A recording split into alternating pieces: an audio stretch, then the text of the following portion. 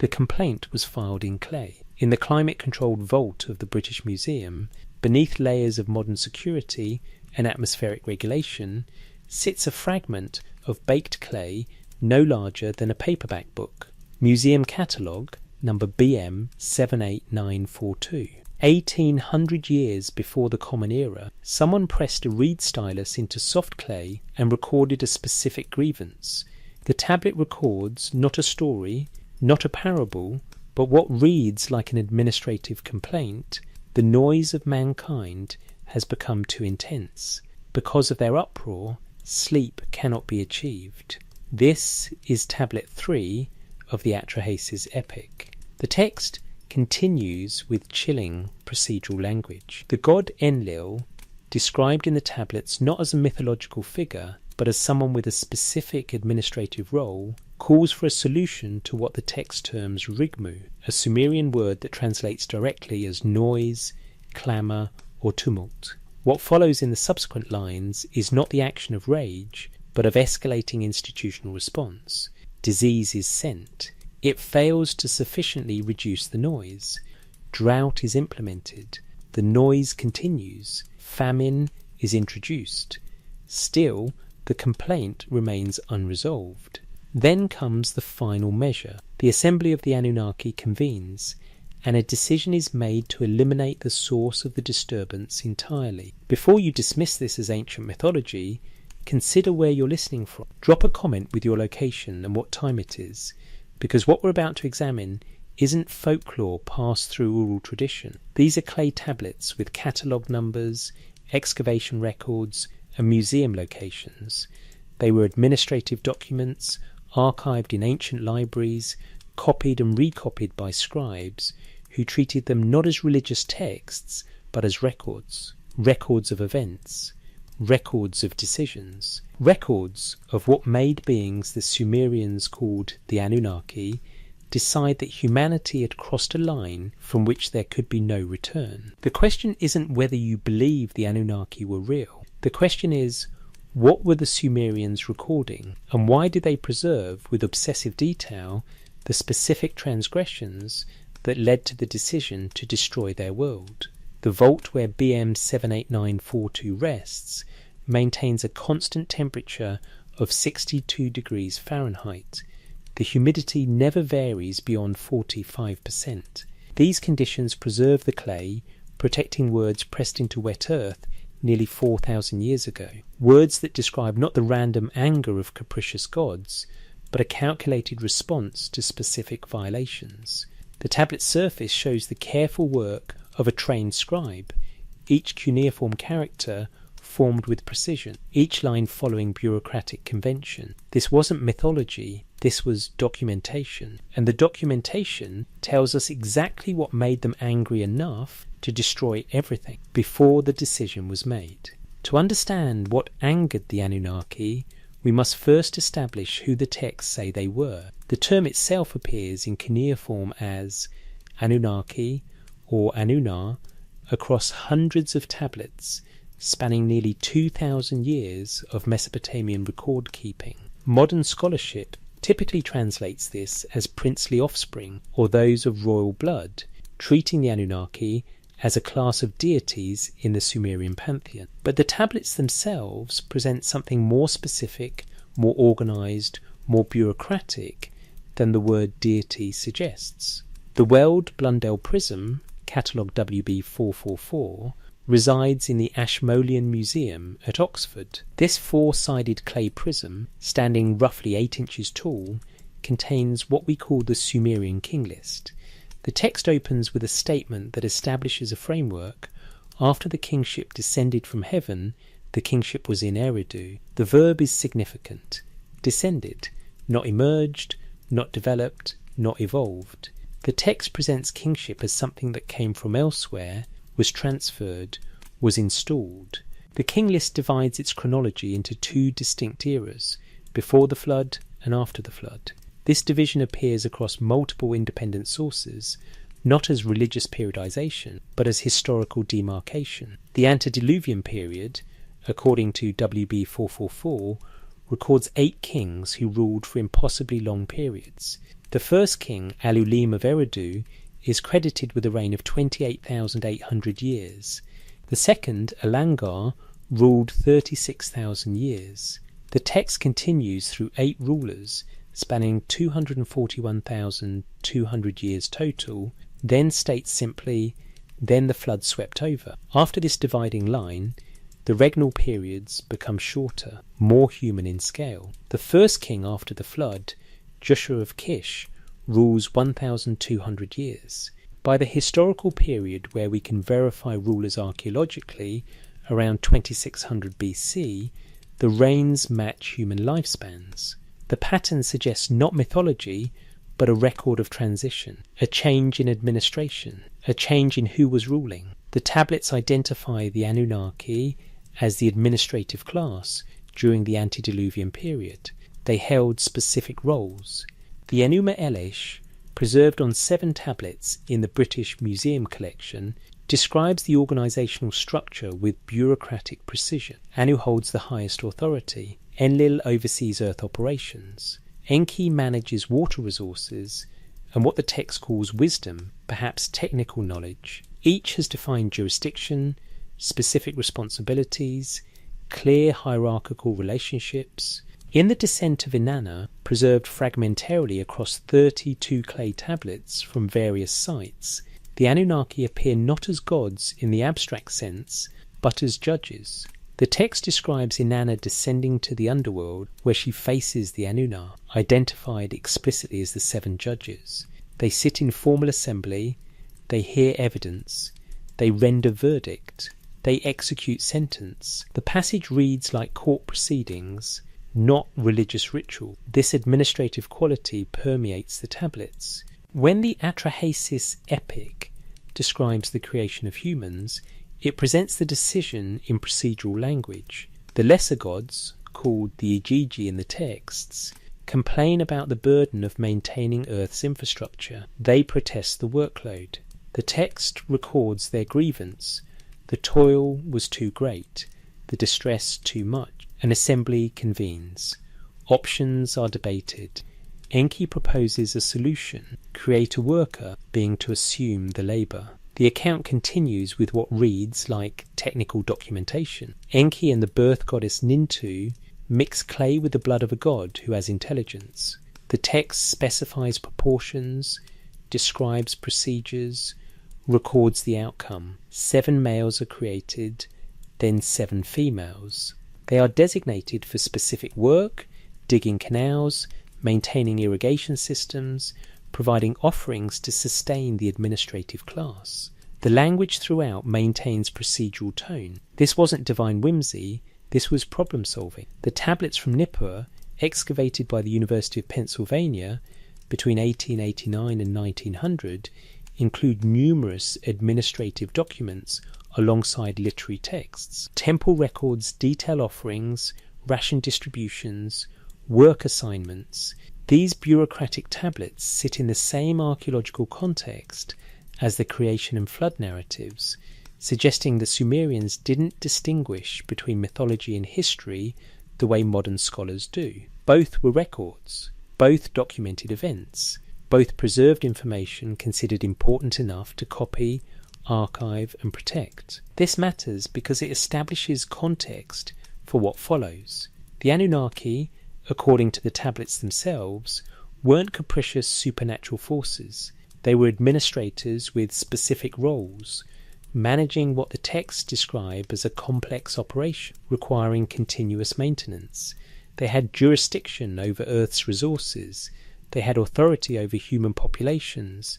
They had procedures for addressing problems, and according to the tablets, humans became a problem. The transition from creation to crisis appears across multiple independent sources. The Eridu Genesis, preserved on tablets CBS in 673 at the University of Pennsylvania Museum, bridges these events. The text describes the establishment of 5 cities: Eridu, Bad Tibira, Lhasa, Sippar, and Shuruppak. Each receives a ruler. Each develops infrastructure. Each grows in population. The text notes this growth with what seems like approval initially. Humans are fulfilling their purpose, maintaining the systems, providing support for the administrative class. Then something changes.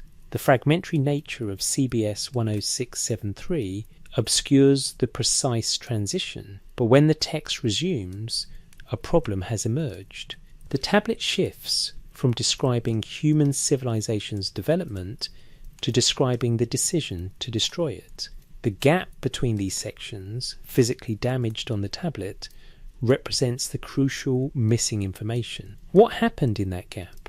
What specific event or accumulation of events triggered the catastrophic response? The Atrahasis epic provides what the Eridugenesis omits. The transition from functional human civilization to condemned humanity spans 1200 years in the Atrahasis chronology. The text tracks population growth, urban expansion, and the emergence of what it identifies as the critical problem, the noise. But before we examine the noise itself, we need to understand the framework. The tablets present the Anunnaki not as distant cosmic forces, but as resident administrators. They live in specific locations. The texts identify their dwellings: Enki in Eridu, Enlil in Nippur, Anu in the heavens. They require sustenance maintained through temple offerings. They have personalities, preferences, conflicts. They interact with humans directly. They issue instructions, evaluate compliance, adjust protocols. This isn't the relationship between worshippers and abstract divinity. This reads like the relationship between administrators and managed populations. The texts describe a system, a hierarchy, an organizational structure with clear chains of authority and defined procedures for addressing problems that arise. The flood wasn't divine rage. According to the tablets, it was administrative procedure, the final measure in an escalating series of interventions that had already been attempted and had already failed. To understand why this ultimate measure was implemented, we must examine what the prior measures were trying to solve. The complaint was specific, the response was procedural, the decision was documented, and the tablets that preserve this documentation sit in museum vaults, catalogued and cross-referenced, waiting for anyone willing to read them not as mythology, but as records of what actually occurred.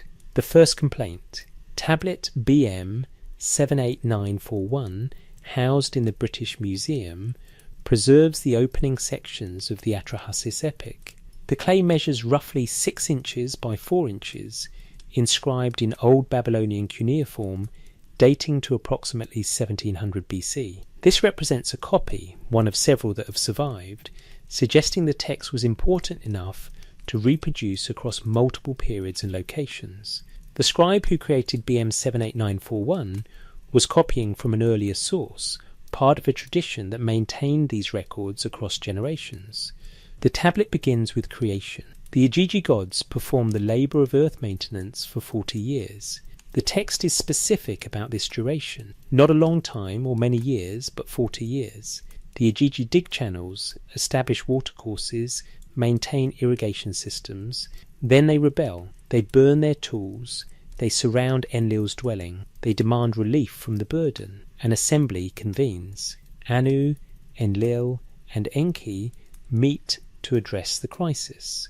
Enki proposes the solution: create humanity to assume the labour. The birth goddess Nintu implements the procedure. Humans are formed, designated for specific work, and deployed to maintain the infrastructure the Igigi no longer wish to manage. The text then makes a temporal leap. 1200 years pass. The population of humans grows. They spread across the established cities. They fulfill their designated purpose, maintaining the canals, tilling the fields, providing offerings to the Anunnaki temples. The system functions as designed. Then comes the first complaint, recorded in column 5 of tablet BM 78941. 1200 years had not yet passed when the land extended and the peoples multiplied. The land was bellowing like a bull. The god grew restless with their uproar. Enlil heard their noise and addressed the great gods. The noise of mankind has become too intense. Because of their uproar, sleep cannot be achieved. The Sumerian word translated here as noise is rigmu. In Akkadian contexts, it appears as huburu. Both terms carry multiple potential meanings. At its most literal, rigmu means sound, clamour, noise in the acoustic sense. But the word also appears in administrative contexts, meaning tumult, disturbance, disorder. In legal texts, rigmu can refer to protest or complaint, disruptive vocalisation of grievances. George Smith, the assistant at the British Museum, who first translated substantial portions of the Atrahasis epic in 1872, rendered rigmu as clamour or cry. His translation sparked immediate controversy, not for linguistic reasons, but because it made the flood narrative seem petty. Gods destroying humanity because they were too loud. Scholars immediately sought metaphorical interpretations. Perhaps rigmu meant moral corruption, they suggested. Perhaps it represented spiritual chaos. Perhaps the noise was metaphorical. But the text itself provides no metaphorical framework. It presents the problem as physical disturbance. The god, specifically Enlil, cannot achieve sleep.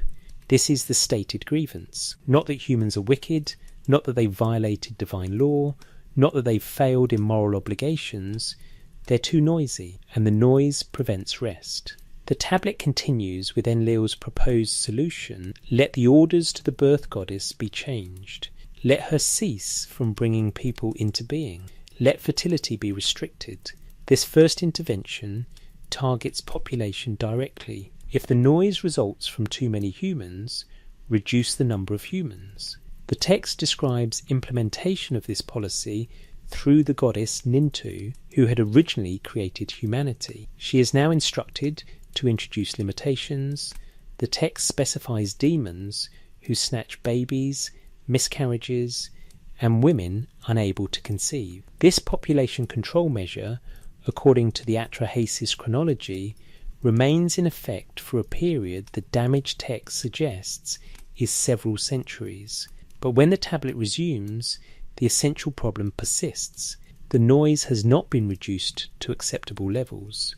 Enlil remains disturbed. The complaint resurfaces. A second intervention is implemented: plague. Tablet BM 78942, the middle section of the Atrahasis epic, describes disease being sent among human populations. The text uses the term dibu, which translates directly as epidemic or plague.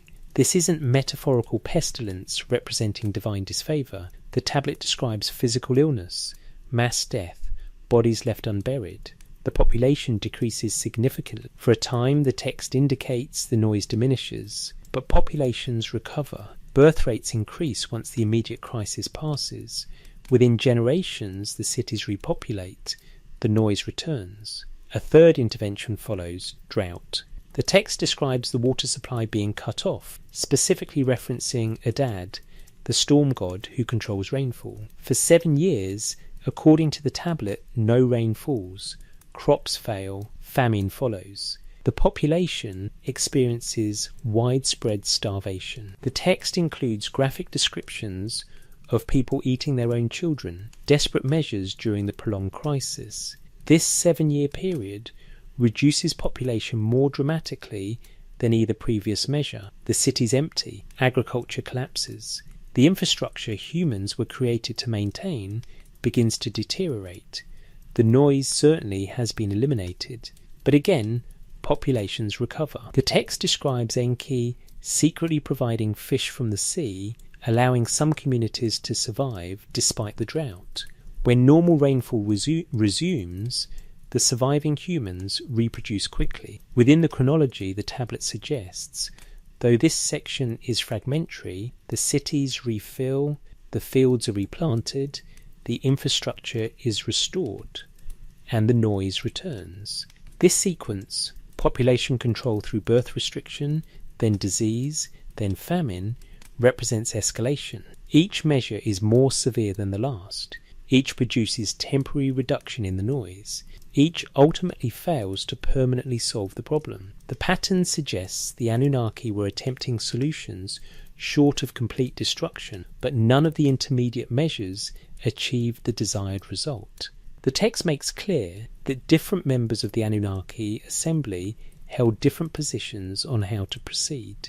Enki consistently opposes the measures, particularly the drought. The tablet records him subverting the policy by ensuring some humans have food supplies. This internal disagreement becomes crucial in what follows, but it also reveals something about the decision-making structure. This wasn't unilateral decree, this was bureaucratic process, with debate, with dissent, with different factions advocating different approaches.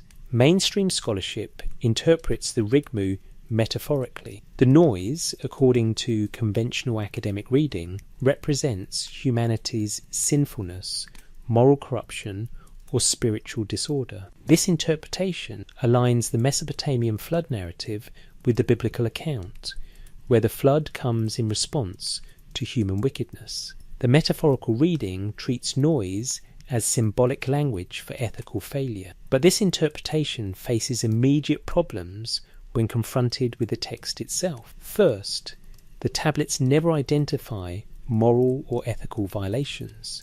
They never specify sins, transgressions, or broken commandments. The complaint is stated clearly: the noise disturbs sleep. Second, the intermediate measures specifically target population, not behaviour. Birth restrictions, disease, and famine don't reform conduct, they reduce numbers. If the problem were moral, the interventions make no sense. If the problem is population density creating acoustic disturbance, they're logical, progressive steps. Third, and most problematic for the metaphorical interpretation, the text itself provides a resolution that's explicitly non-metaphorical. After the flood, the Atrahasis epic describes new protocols being established. The goddess Nintu creates new categories of women who don't bear children, priestesses, temple workers, and those designated as barren. The text presents this as the permanent solution to the noise problem, not moral reform but population regulation. If Rigmu were metaphorical corruption, the solution would be ethical transformation. Instead, the solution is demographic management.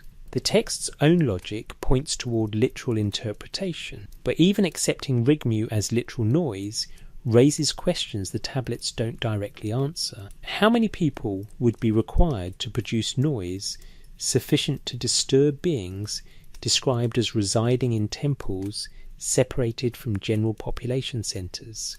The cities the text mention, Eridu, Bad Tibera, Lhasa, Sippar, Shuruppak, had populations archaeological evidence suggests ranged from a few thousand to perhaps 20,000 at their peak. Could such populations produce disturbance significant enough to warrant the measures described? Some researchers have proposed the noise wasn't merely acoustic volume, but represented something more technically specific. Perhaps Rigmu referred to electromagnetic interference, radio frequencies, or other phenomena ancient scribes lacked vocabulary to describe precisely. Perhaps the translation noise is the closest approximation in Sumerian to a phenomenon that doesn't have direct linguistic equivalent. This speculative reading finds no support in the tablets themselves, but it attempts to address the scale problem. The text presents the noise as severe enough to prevent sleep,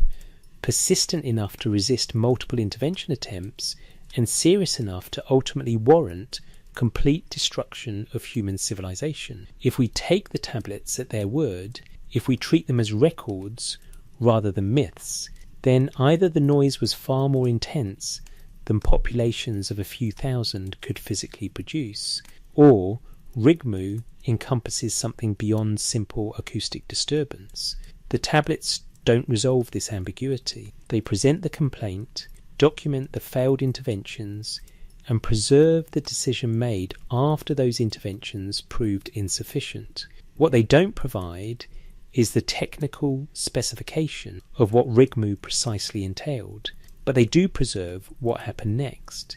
After birth restrictions failed, after plague failed, after famine failed, the Anunnaki assembly convened again. The debate recorded in the next sections of the Atrahasis epic shows the proposed solution was controversial even among the Anunnaki themselves. Enki argued against it. Other assembly members expressed concern, but Enlil insisted, and the text indicates Enlil's position prevailed. The solution was complete elimination of the noise source. Not population reduction, but population elimination. Not another temporary measure, but permanent resolution. The noise had to be stopped entirely, and if humans couldn't be made quiet enough, humans couldn't be allowed to exist. The tablet records the decision with procedural language: make all the peoples perish by flood.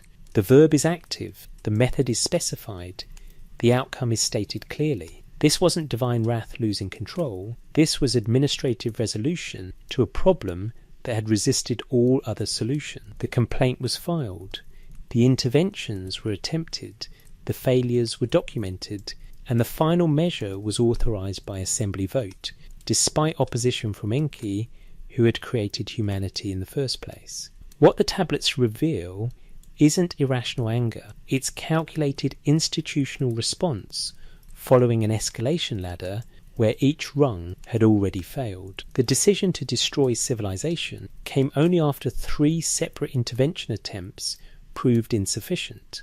The Anunnaki, according to these records, tried everything short of extinction before they authorized extinction. The question remains, what were the Sumerians recording? Were these mythological morality tales dressed in procedural language, or were they administrative records of actual events, preserving for future generations the specific sequence of failures that led to their world being destroyed?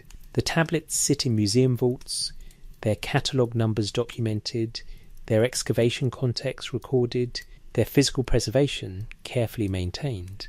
They contain specific details, exact chronologies, procedural language unexpected in pure mythology. They describe escalating institutional response following failed attempts at lesser measures. They record, with bureaucratic precision, exactly what made the Anunnaki angry enough to authorize complete destruction. Not anger as emotional rage, but anger as institutional judgment.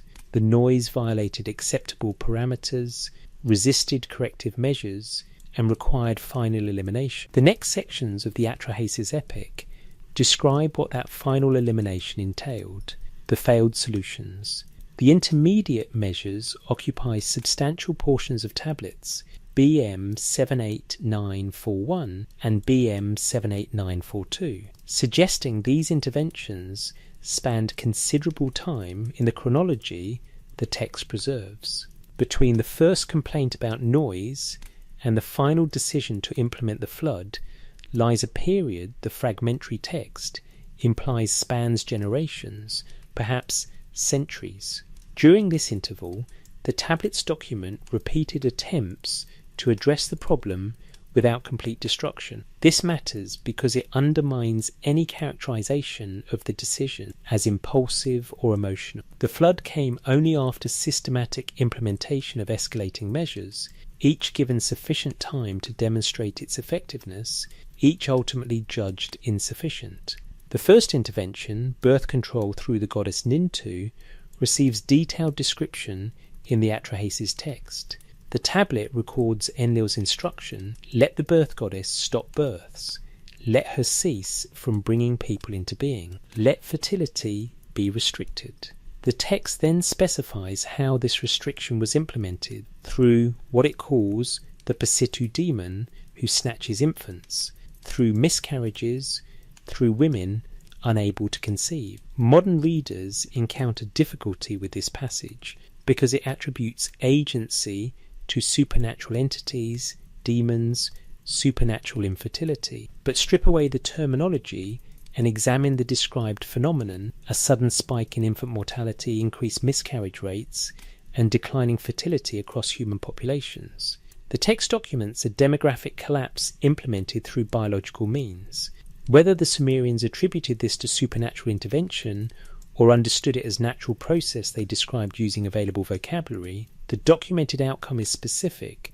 Birth rates dropped significantly. The population growth that had produced the noise complaint was reversed. For a period the damaged text suggests spans several generations, populations stabilized or declined. The tablet describes Enki's response to this measure with language suggesting opposition to the policy. He's described as disturbed by the measure, concerned about humanity's survival. But the text indicates he doesn't yet actively subvert the policy. He observes, protests within the assembly, but allows the measure to proceed. The population decline produces the intended result. The noise diminishes. But the measure creates new problems. The infrastructure humans were created to maintain requires minimum population levels to function. Canals need regular maintenance. Irrigation systems require continuous oversight. Temple offerings depend on agricultural surplus produced by sufficient labour forces. As populations drop, these systems begin to deteriorate. The text doesn't explicitly state this infrastructure concern, but it's implied by what happens next. The birth restriction policy is modified or lifted. The fragmentary nature of the tablet makes the precise mechanism unclear, but populations begin recovering. Birth rates increase, cities refill, and within what the chronology suggests is 2 to 3 generations, populations return to problematic levels. The noise returns. The second intervention escalates severity, epidemic disease. Tablet BM 78942 describes this measure with specific medical terminology. The god Namtar, identified in the text as governing disease and death, is instructed to send Dibbu, the Akkadian term for plague or epidemic. The text describes symptoms, fever, physical weakness, mass mortality. This intervention produces more immediate results than the birth restriction. Disease spreads rapidly. The text indicates bodies accumulate faster than they can be buried. Cities experience sudden population crashes. The passage describing this period includes graphic detail, streets filled with corpses, survivors too weak to perform burial rituals, animals feeding on the dead. The plague significantly reduces populations across all 5 cities the text names. For a time following the epidemic, the noise diminishes to acceptable levels. Enlil, the text states, achieves the rest he had been denied. The complaint is temporarily resolved, but populations recover from epidemics. Immune survivors reproduce. Children born after the plague have no exposure. Within generations, the text suggests approximately 100 years. Though this section is heavily damaged, the population rebounds. Birth rates among survivors tend to be high, compensating for the losses. The cities refill, and the noise returns. The third intervention represents the most severe measure short of complete extinction, drought and resulting famine. The text describes this intervention with extensive detail spanning multiple columns of BM 78942. Adad, the storm god who controls rainfall, is instructed to withhold precipitation. For 7 years, the text is specific about this duration. No rain falls on the fields of Mesopotamia. The consequences unfold in documented stages. First year, concern but not crisis. Agricultural systems had storage reserves, seed grain, drought-resistant crops. Second and third years, reserves depleted, seed grain consumed for food, emergency measures implemented. 4th through 6th years, complete agricultural collapse, mass starvation, social breakdown. 7th year, survival desperation, cannibalism documented in the text, population reduced to a fraction of previous levels. The Atrahasis epic describes this famine with unflinching detail. Parents eat their children. Cities empty as populations flee seeking food that doesn't exist. The infrastructure humans were created to maintain sits abandoned. Temple offerings cease entirely. The tablets preserve specific images. Mothers staring at their dead children, survivors eating grass and clay in attempts to fill their stomachs, cities silent except for wind moving through empty streets. During this 7-year crisis, the text indicates Enki actively subverts the policy. He opens the gates of the sea, allowing fish to swim up rivers and into coastal areas. He ensures certain communities have access to water sources despite the drought. His actions provide enough sustenance for some populations to survive, though barely. This intervention produces the most dramatic noise reduction. By the 7th year, the land is silent. The surviving humans are too weak, too scattered, too few to produce the disturbance that had prompted the complaint. The text suggests Enlil is satisfied that the problem has been resolved permanently. But then the rains return. The drought ends, whether because the 7-year period was predetermined or because even the Anunnaki recognized the infrastructure was in danger of complete collapse. The text doesn't specify. With rainfall restored, survivors replant fields. Populations begin recovering from the devastation. The process is slower than after the plague. The famine had been more thorough, but recovery occurs nonetheless. Within generations, the cities refill. The infrastructure is restored. Agricultural surplus returns to levels supporting temple offerings. The system resumes functioning. And within what the chronology implies is less than 2 centuries, populations reach previous levels. The noise returns. This cycle, intervention, temporary success, population recovery, noise recurrence, demonstrates something significant about the problem the Anunnaki faced. The noise wasn't produced by specific individuals who could be eliminated. It wasn't the result of particular behaviours that could be reformed. It was an inherent consequence of human populations reaching certain density thresholds. As long as humans existed in sufficient numbers, the noise would manifest.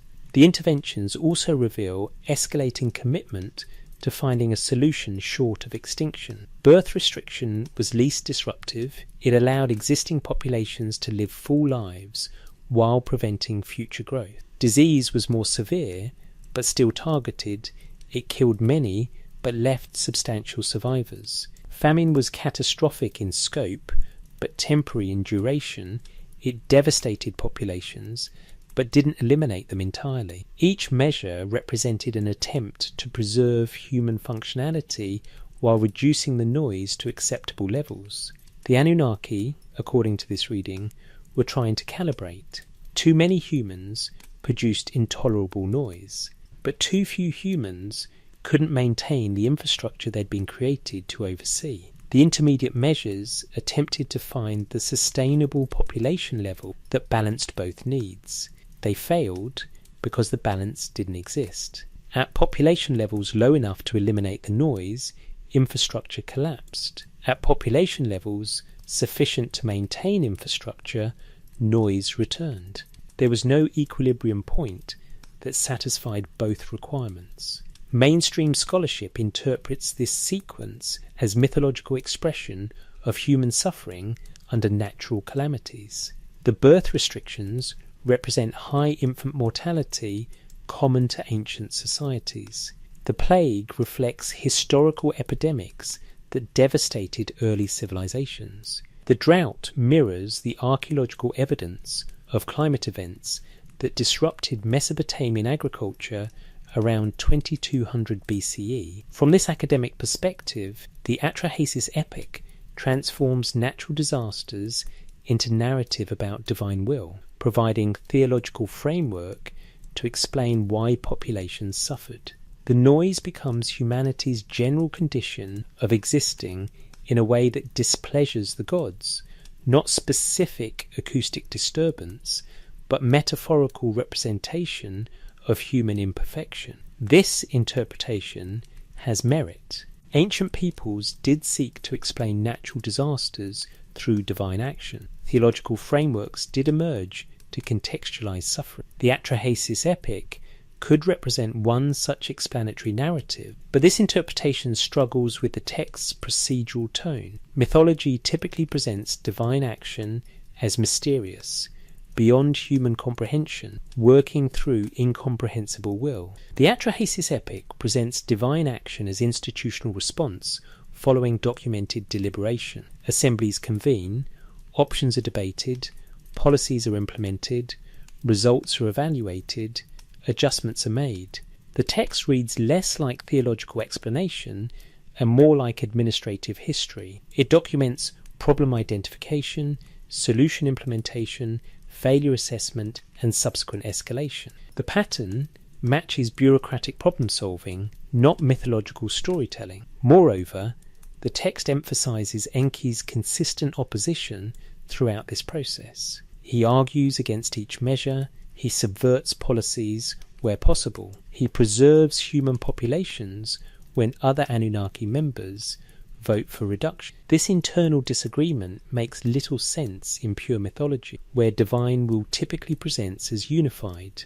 It makes perfect sense in administrative records, where different authorities hold different positions and policy emerges from debate and voting. The failed solutions section of the Atrahasis epic serves crucial narrative function. It establishes that the flood wasn't first resort, it was last resort, implemented only after every alternative had been attempted and judged insufficient. When the assembly finally convenes to authorize complete destruction, they're voting on a measure that comes after 3 documented failures to address the problem through lesser means. The tablets preserve not just the decision to destroy civilization, but the complete escalation sequence that preceded that decision. Birth restrictions failed, disease failed, famine failed. The problem resisted every attempted solution except the one solution the tablets indicate Enki insisted they not implement: complete elimination of humanity. But even that final measure, as we'll see, included provisions for survival. The assembly authorized destruction of civilization, not extinction of the species. Someone would survive to rebuild. The question was, who would be chosen and why? The tablets document this too, not as divine mystery, but as administrative selection criteria specifying exactly what qualities made certain individuals worth preserving when everyone else would be eliminated. The council that changed everything. Tablet BM 78943, the final major section of the Atrahasis epic, preserves the assembly proceedings where the flood decision was authorized. The physical tablet sits in the British Museum's Mesopotamian collection, measuring approximately 5 inches by 3 inches, with text inscribed on both obverse and reverse sides. Dating analysis places this particular copy around 1700 BC, though the text it preserves originated earlier. How much earlier remains debated among scholars. The tablet opens with a convening notice. The great gods, who decree fate, sat exchanging their opinions. Anu, Enlil, Enki, and Ninhursag sat exchanging their opinions. This formulaic opening matches assembly procedures documented in other Mesopotamian texts. The phrase "who decree fate" appears to designate not supernatural power, but administrative authority, those with jurisdiction to make binding decisions. The text specifies who attends this council. Anu, identified consistently across tablets as holding highest rank, presides but appears not to argue positions himself. His role seems procedural, convening the assembly, recognizing speakers, confirming final decisions. Enlil presents the proposal. Enki voices opposition. Ninhursag, the birth goddess, who had implemented previous population control measures, participates, but her position isn't clearly stated in the damaged sections. The text indicates other Anunnaki members attend. The tablet uses the term "the great gods" as collective descriptor, but doesn't name them individually. This matches administrative documentation practices where proceedings record major participants while referring to other attendees collectively. Modern corporate board minutes follow similar patterns. Enlil's argument, as preserved on the tablet, centres on the failure of previous measures. 3 times we sent intervention. The people survived. They have become numerous again. Their noise disturbs me. The text records his position with directness uncommon in mythological literature. He's not appealing to abstract principles or cosmic order. He's stating practical problem, previous solutions failed, the problem has recurred, therefore more definitive action is required. The tablet then records what appears to be Enlil's core demand: make all peoples perish by flood. Let them die by water. The verb form suggests imperative command to the assembly, not declaration of unilateral action. Enlil is proposing policy, not implementing decree. The distinction matters because it indicates he needs assembly authorization to proceed. Enki's opposition receives substantial space in the text. His arguments, as preserved, attack multiple aspects of the proposal. First, he questions collective punishment. Why would you destroy all people for the faults that some may commit? This rhetorical question implies that even if some humans merit punishment, wholesale destruction exceeds just proportion. Second, Enki argues humans are fulfilling their created purpose. They perform the labour, they maintain the canals, they provide the offerings. His argument suggests the infrastructure function remains operational, therefore the solution creates more problems than it solves. Third, Enki offers alternative solutions. The damaged text makes his specific proposals unclear, but the structure suggests he's arguing for more targeted interventions rather than total destruction. If specific populations produce excessive noise, reduce those populations. If specific cities generate problems, address those cities. The wholesale elimination Enlil proposes lacks proportionality to the problem's scope. The tablet preserves the assembly's response to this debate in fragmented form. Enough survives to indicate discussion continues beyond the initial exchange between Enlil and Enki. Other voices speak, the tablet uses they said, and another replied formulations, suggesting multiple participants. But the specific arguments these other speakers present are lost to tablet damage. What survives is the decision mechanism. The text describes Anu gathering what appears to be a vote. Anu made his voice heard and spoke to the gods in assembly. The phrase made his voice heard appears in other Mesopotamian texts when presiding officials call for decisions. What follows is partially damaged, but the surviving fragments include, let the command not be revoked. Let the word not be taken back. Let the flood come. This language, let the command not be revoked, let the word not be taken back, appears in Mesopotamian legal and administrative contexts to signify binding decisions. Once pronounced in formal assembly and confirmed by presiding authority, such commands carried force of law. They couldn't be unilaterally reversed. Implementation became mandatory. The tablet indicates Enki's response to this decision. He neither agrees nor openly rebels, but he acts to preserve humanity in the only way the assembly ruling allows. He cannot prevent the flood. That decision has been made and confirmed. But nothing in the assembly ruling prohibits ensuring survivors. The text describes his solution: approach one righteous human, reveal what's coming, provide instructions for survival. This matters because it establishes the flood wasn't intended to cause complete extinction. The assembly authorized destroying human civilization, but the ruling apparently allowed for preserved populations to rebuild afterward. Whether this exception was explicitly stated in the assembly proceedings, or whether Enki exploited an ambiguity in the wording, the tablets don't clarify, but the outcome indicates at least tolerance from the other Anunnaki members for Enki's plan to ensure survivors. The text shifts to describing Enki's implementation of his subversion. He approaches the wall of a dwelling in Shuruppak, the city where a man named Atrahasis lives. Enki speaks to the wall rather than directly to Atrahasis, a detail that appears across multiple flood accounts in different tablets. The text preserves his instruction: wall, brick wall, listen to me and pay attention. Demolish your house, build a boat. Abandon your possessions, save your life. The boat which you build shall be equal in dimensions. Her length and breadth shall be the same. The passage continues with technical specifications. The boat should be roofed over completely. It should be coated with bitumen inside and out. It should have 7 decks. Compartments should be laid out in a specific pattern. The text provides measurement units, structural requirements, material specifications. This level of detail is unexpected in mythology, where divine instructions typically remain vague. Build an ark, would suffice for mythological purposes. The Atrahasis tablet provides what reads like engineering documentation. Atrahasis responds with questions about what to tell his community when they observe his construction project. Enki provides a cover story: tell them the assembly has turned against Enlil, specifically, not against humans.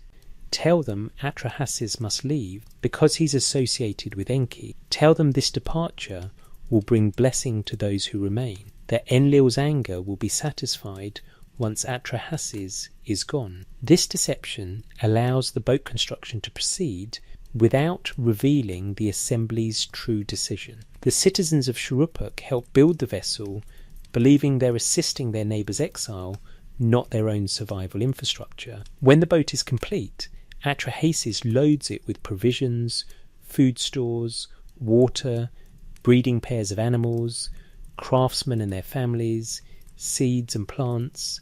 The text is specific about these categories, suggesting they were considered essential for civilization's reconstruction. The parallel account in the Gilgamesh epic, preserved on tablet K3375 in the British Museum, provides additional details the Atrahasis version omits. George Smith, the same British Museum assistant who first translated the Atrahasis epic, discovered K3375 in 1872 among fragments from Ashurbanipal's library at Nineveh. His translation of what became known as the Flood Tablet caused immediate sensation because it presented a pre-biblical version of the Noah story with extensive detail matching the Genesis account. Tablet K3375 preserves Tablet C of the Gilgamesh epic, where Gilgamesh meets Utnapishtim, the Akkadian equivalent of the Sumerian Atrahasis or Ziusudra. Utnapishtim narrates the flood from his perspective. His account corroborates the Atrahasis version while adding details. The boat measured 120 cubits in each dimension, roughly 180 feet. Construction required 7 days. The craftsmen who helped build it were brought aboard as survivors. Most significantly, the Gilgamesh account specifies who gave the flood order. The assembly of the gods together brought on the deluge. Anu, their father, led the council. Their counsellor, warrior Enlil, was their herald. Their throne-bearer, Ninurta, was the man who spoke. Their canal controller, Ennugi, was the spokesman. This passage identifies specific roles and makes clear the decision was collective, the assembly of the gods together, not Enlil acting unilaterally. The tablet continues with Utnapishtim describing how Ea, the Akkadian name for Enki, opposed the assembly's decision and subverted it by revealing the plan. The text records Ea's argument to the assembly after the fact. Once they discover survivors exist, how could you, unreasoning, bring on the deluge? On the sinner impose his sin, on the transgressor impose his transgression. But be lenient, lest they be cut off. Be patient, lest they be dislodged.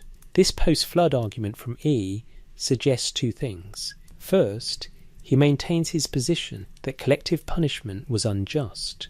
On the sinner impose his sin, meaning punish the guilty individuals, not everyone collectively. Second, the assembly appears to accept this critique after the fact, since Utnapishtim and his wife are granted special status rather than being punished for surviving. The third parallel account appears in the Eridu Genesis, preserved on tablet CBS 1673 at the University of Pennsylvania Museum. This Sumerian version names the survivor Ziusudra, who receives similar warning from Enki and builds similar vessel. The fragmentary nature of CBS 1673 omits much detail, but what survives corroborates the assembly procedure. The gods commanded total destruction by flood. Anu made an evil plan. Enlil, Enki and Ninhursag made an evil plan. The use of evil plan in this translation may be misleading. The Sumerian term reflects moral judgment by later scribes or translators, but the original context simply indicates a severe or harsh decision. The passage confirms assembly participation, Anu presiding, Enlil proposing, Enki included despite opposition, Ninhursag present. These three independent sources, Atrahasis, Gilgamesh and Eridu Genesis, Preserve consistent framework, assembly convenes, debate occurs, Enki opposes, decision is made collectively, Enki subverts by warning one human that human builds boat, following specific instructions, survivors emerge after. The flood. The consistency across these texts suggests they're drawing from common source material or preserving common historical tradition. Variations exist in details. Atrahasis, Utnapishtim, and Zusudra are three names for the same role. Enki/Ea appears under different names. Specific measurements vary slightly, but the core narrative structure remains stable. Mainstream scholarship interprets this assembly scene as mythological expression of collective divine responsibility for natural disaster. Ancient Mesopotamians experienced catastrophic floods. Archaeological evidence confirms major flooding events in the region's history. The assembly framework, from this perspective, provides theological explanation. The gods together decided to send the flood. Therefore, no single deity bears exclusive blame. This interpretation treats the assembly as narrative device, not historical documentation. The debate between Enlil and Enki becomes literary expression of tension between justice and mercy, not actual disagreement among historical figures.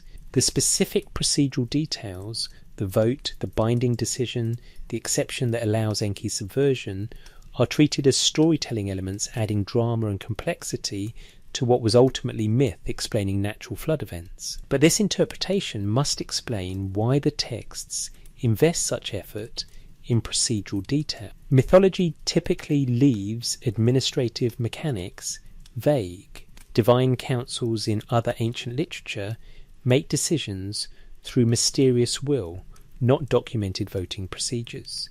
The Mesopotamian flood assembly, by contrast, follows documented administrative protocols found in other unquestionably historical texts from the same period. Temple assemblies in Mesopotamian cities functioned according to procedures these tablets mirror. Economic decisions, legal judgments, and policy determinations were made in formal councils where recognized authorities debated and voted. Records of such proceedings, preserved on thousands of administrative tablets, show the same structural elements the flood assembly displays: convening notice, speaker recognition, argument presentation, decision confirmation, implementation authorization. The flood assembly reads like administrative documentation because it follows administrative documentation format.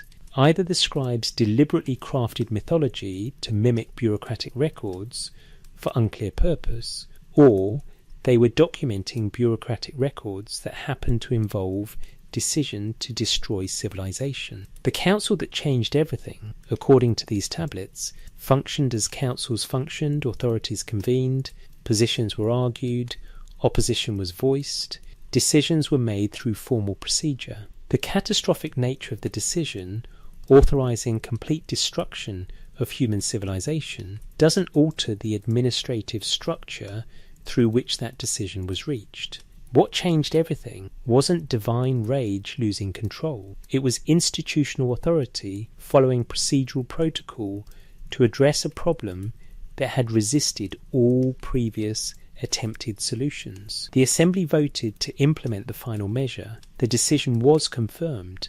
Implementation was authorized. And according to the tablets, one authority, Enki, immediately began working to ensure the decision wouldn't achieve complete extinction. What Enki knew. The tablets present Enki as unique among the Anunnaki in his consistent opposition to anti-human measures. This pattern begins with the creation of humanity and continues through each subsequent crisis. Understanding why Enki alone opposed the flood requires examining what the texts reveal about his relationship with the beings he helped create.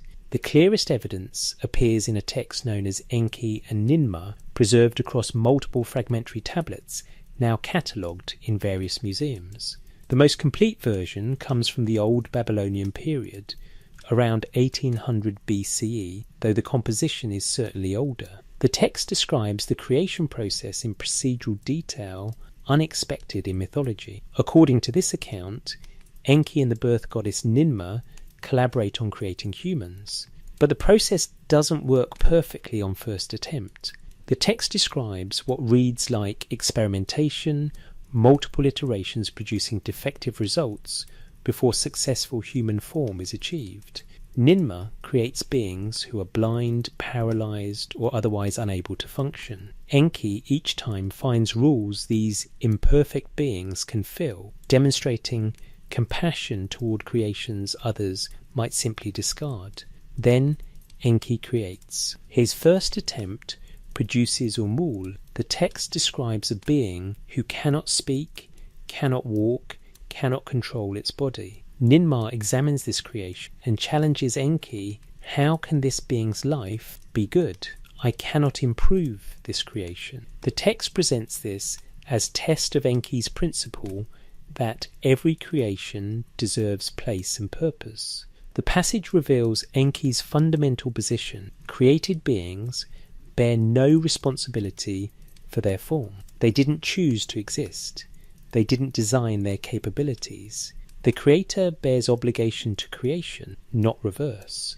Therefore, every being, however flawed, deserves sustenance, shelter, and whatever happiness its form allows. This philosophical commitment matters because it establishes Enki's relationship with humanity. He didn't merely design humans to serve functional purpose. He bears Creator's obligation toward them. Their suffering affects him in ways it doesn't affect other Anunnaki who see humans purely as utility. The tablets suggest this difference stems from the creation method itself. Multiple texts, Atrahasis, Enki and Ninmah, and fragments from Eridu traditions specify that human creation required mixing clay with divine essence. The accounts vary slightly in terminology, but they agree on fundamental process. Enki provided the template or design, Ninmah performed the physical creation, but the result combined earth material with something from the Anunnaki themselves. The Atrahasis epic is explicit. Bele-Ili, the birth goddess, is present. Let the birth goddess create offspring. Let man assume the drudgery of God. Take clay from the Apsu, mix it with the blood of the slain god who had intelligence. Let the god and man be mixed together in the clay. The term who had intelligence is significant. The text specifies not just any divine essence, but specifically one possessing intelligence or wisdom. Sumerian texts use this terminology when describing transfer of knowledge or capability. If humans were created by mixing clay with essence from an intelligent divine being, they possess cognitive capacity derived directly from that source. This explains Enki's position. Humans aren't separate alien creations. They're derived from divine template. They contain elements of the Anunnaki within them. Destroying humans means destroying beings who share fundamental essence with their creators. The tablets indicate Enki made this argument explicitly during assembly debates. The Atrahasis epic preserves fragments of his opposition speeches. One section records him saying, "I gave my word that I would create man. I provided the model. I cannot now undo what I have brought into being." This isn't just emotional attachment, it's presented as binding obligation. Enki's role as creator establishes responsibility he cannot ethically discard. The other Anunnaki, who weren't directly involved in creation process, don't share this sense of obligation. To them, humans are tools that have malfunctioned. To Enki, they're his responsibility. The tablets also indicate Enki possessed information other assembly members lacked.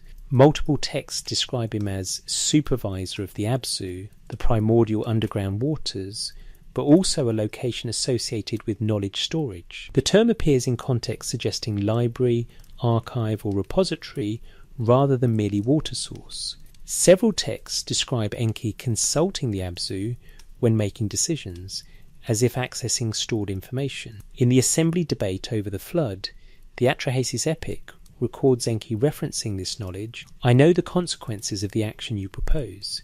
It has happened before. The result was not what was expected. The tablet damage obscures what specific historical precedent he's referencing, but the structure suggests he's arguing from knowledge of previous similar decisions that produced unexpected outcomes. This theme, Enki possessing knowledge others lack, permeates the tablets. He's described as wisest of the Anunnaki, as keeper of the me, the Sumerian term for fundamental principles or technologies, and as the one who knows the secret names of things. This isn't just mythology's wise god archetype. The texts present specific examples of Enki possessing information that proves relevant to immediate problems. During the famine intervention, Enki knew where food sources existed that others didn't. During the flood, he knew construction techniques that allowed boat building others considered impossible. After the flood, he knew restoration procedures that enabled civilization's rebuilding. The pattern suggests not supernatural omniscience, but superior access to technical knowledge. He had library access, others didn't, or he maintained records others had neglected. His opposition to the flood may have stemmed from this knowledge advantage. Perhaps the Abzu archives contained records of previous extinction attempts and their long-term consequences. Perhaps Enki understood something about the relationship between human populations and planetary infrastructure that others missed. The tablets don't specify what Enki knew that informed his opposition, but they consistently present him as arguing from knowledge base others lacked. Another crucial element, Enki's relationship with individual humans. While other Anunnaki remain distant from human populations, appearing in temples, receiving offerings, issuing instructions through intermediaries, the texts show Enki interacting directly. He teaches specific humans particular skills. He grants wisdom to select individuals. He maintains ongoing relationships with human communities near his temple in Eridu. The tablet describing Enki's warning to Atrahasis emphasizes this personal dimension. Enki doesn't send a messenger. He doesn't issue general proclamation. He goes personally to Atrahasis' dwelling and speaks to him through the wall. The circumlocution, speaking to wall rather than directly to Atrahasis, appears to be technical compliance with assembly ruling that prohibited directly warning humans. By addressing the wall, Enki claims he didn't violate the letter of the prohibition, though he clearly violated its spirit. This willingness to engage in procedural subversion reveals something about Enki's character as the tablets present it. He operates within systems, but he exploits ambiguities when he disagrees with decisions. During the famine, he opened the gates of the sea to allow fish migration, technically not violating the drought command, which prohibited rain, not fish access. During the flood, he warned Atrahasis while claiming he only spoke to a wall. After the flood, he presented survivors to the assembly as fait accompli they couldn't reverse. These aren't rebellions. Enki never openly defies assembly authority, but he consistently finds ways to limit damage from policies he opposed. The tablets present this as ongoing pattern throughout his interactions with other Anunnaki, formal compliance coupled with procedural subversion. The Gilgamesh Tablet C preserves Ea's post-flood argument to the assembly. After they discover Utnapishtim survived, they confront Ea about violating the flood decision. His response, as recorded on K3375, is remarkable for its directness. I did it. I saved the man. He is Atrahasis, the exceedingly wise. He perceived our intentions and built the boat. But the decision to send the flood was wrong. You should punish transgressors individually, not collectively. You should be patient with human failing, not rush to destruction. The tablet indicates this argument prevailed, at least partially. Rather than punishing Ea for his subversion or killing the survivors for existing, the assembly adopted new protocols. The Atrahasis epic's conclusion describes these permanent changes. Certain categories of women will be barren, infant mortality will be regulated, human lifespan will be shortened. These measures implement permanent population control that makes future floods unnecessary. Most significantly, the assembly granted Atrahasis and his wife immortality, or at least dramatically extended life. The text describes them being taken to live in the distance, at the mouth of the rivers. Utnapishtim, in the Gilgamesh account, resides in the same distant location when Gilgamesh seeks him centuries later. The assembly's decision to reward, rather than punish the survivor, suggests they implicitly accepted Ea's critique of their original decision. Enki achieved through subversion what he couldn't achieve through assembly argument, preservation of humanity, and modification of the policies he'd opposed. The tablets present this outcome as vindication of his position. The flood occurred, but it didn't achieve complete extinction. Civilization rebuilt, but under new population controls that prevented noise recurrence. The problem was solved, but through Enki's approach, preservation with modification, rather than through Enlil's approach, complete destruction followed by uncertain rebuilding. What Enki knew, apparently, was that the problem wasn't human existence, but human population density. His solution, permanent demographic controls, maintaining populations below noise threshold levels, addressed the actual issue while preserving the created beings he felt obligated to protect. Mainstream scholarship treats Enki as archetypal trickster-saviour figure, the god who sides with humanity against harsh divine judgment. This interpretation sees him as literary device representing mercy and wisdom versus rigid justice.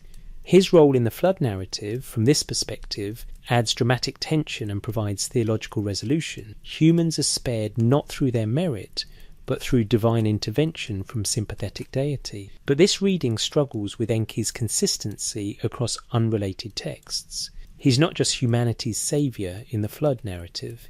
He's humanity's creator, teacher, and advocate throughout Sumerian literature. He opposes every anti-human measure across multiple tablets spanning centuries of composition. His position isn't plot device in single story, it's character consistency across comprehensive textual tradition. The tablets present Enki as figure with specific knowledge, particular obligations, and consistent ethical position that creates perpetual conflict with other Anunnaki authority structures. He operates within systems while subverting policies he deems wrong. He maintains formal compliance while achieving substantive resistance. He preserves what he feels obligated to preserve while nominally respecting decisions he opposed. What he knew, specifically, remains partially obscured by tablet damage and textual ambiguity, but that he knew something the assembly decision didn't account for is consistent across multiple accounts. His subversion wasn't emotional impulse, it was informed resistance based on knowledge and obligations others didn't share. The flood came despite his opposition, but because of his subversion, it didn't achieve the totality the assembly authorized. Survivors emerged, civilization rebuilt, and new protocols were established that made future such measures unnecessary. According to the tablets, Enki saved humanity not through power, but through knowledge, procedure exploitation, and unwillingness to abandon obligations he'd accepted when he created humans in the first place. The mechanics of punishment. The tablets describing the flood itself shift from procedural documentation to something approaching eyewitness testimony. The language changes. Where assembly proceedings used formal administrative terminology, the flood descriptions employ immediate sensory detail. The texts preserve what reads like direct observation from multiple perspectives.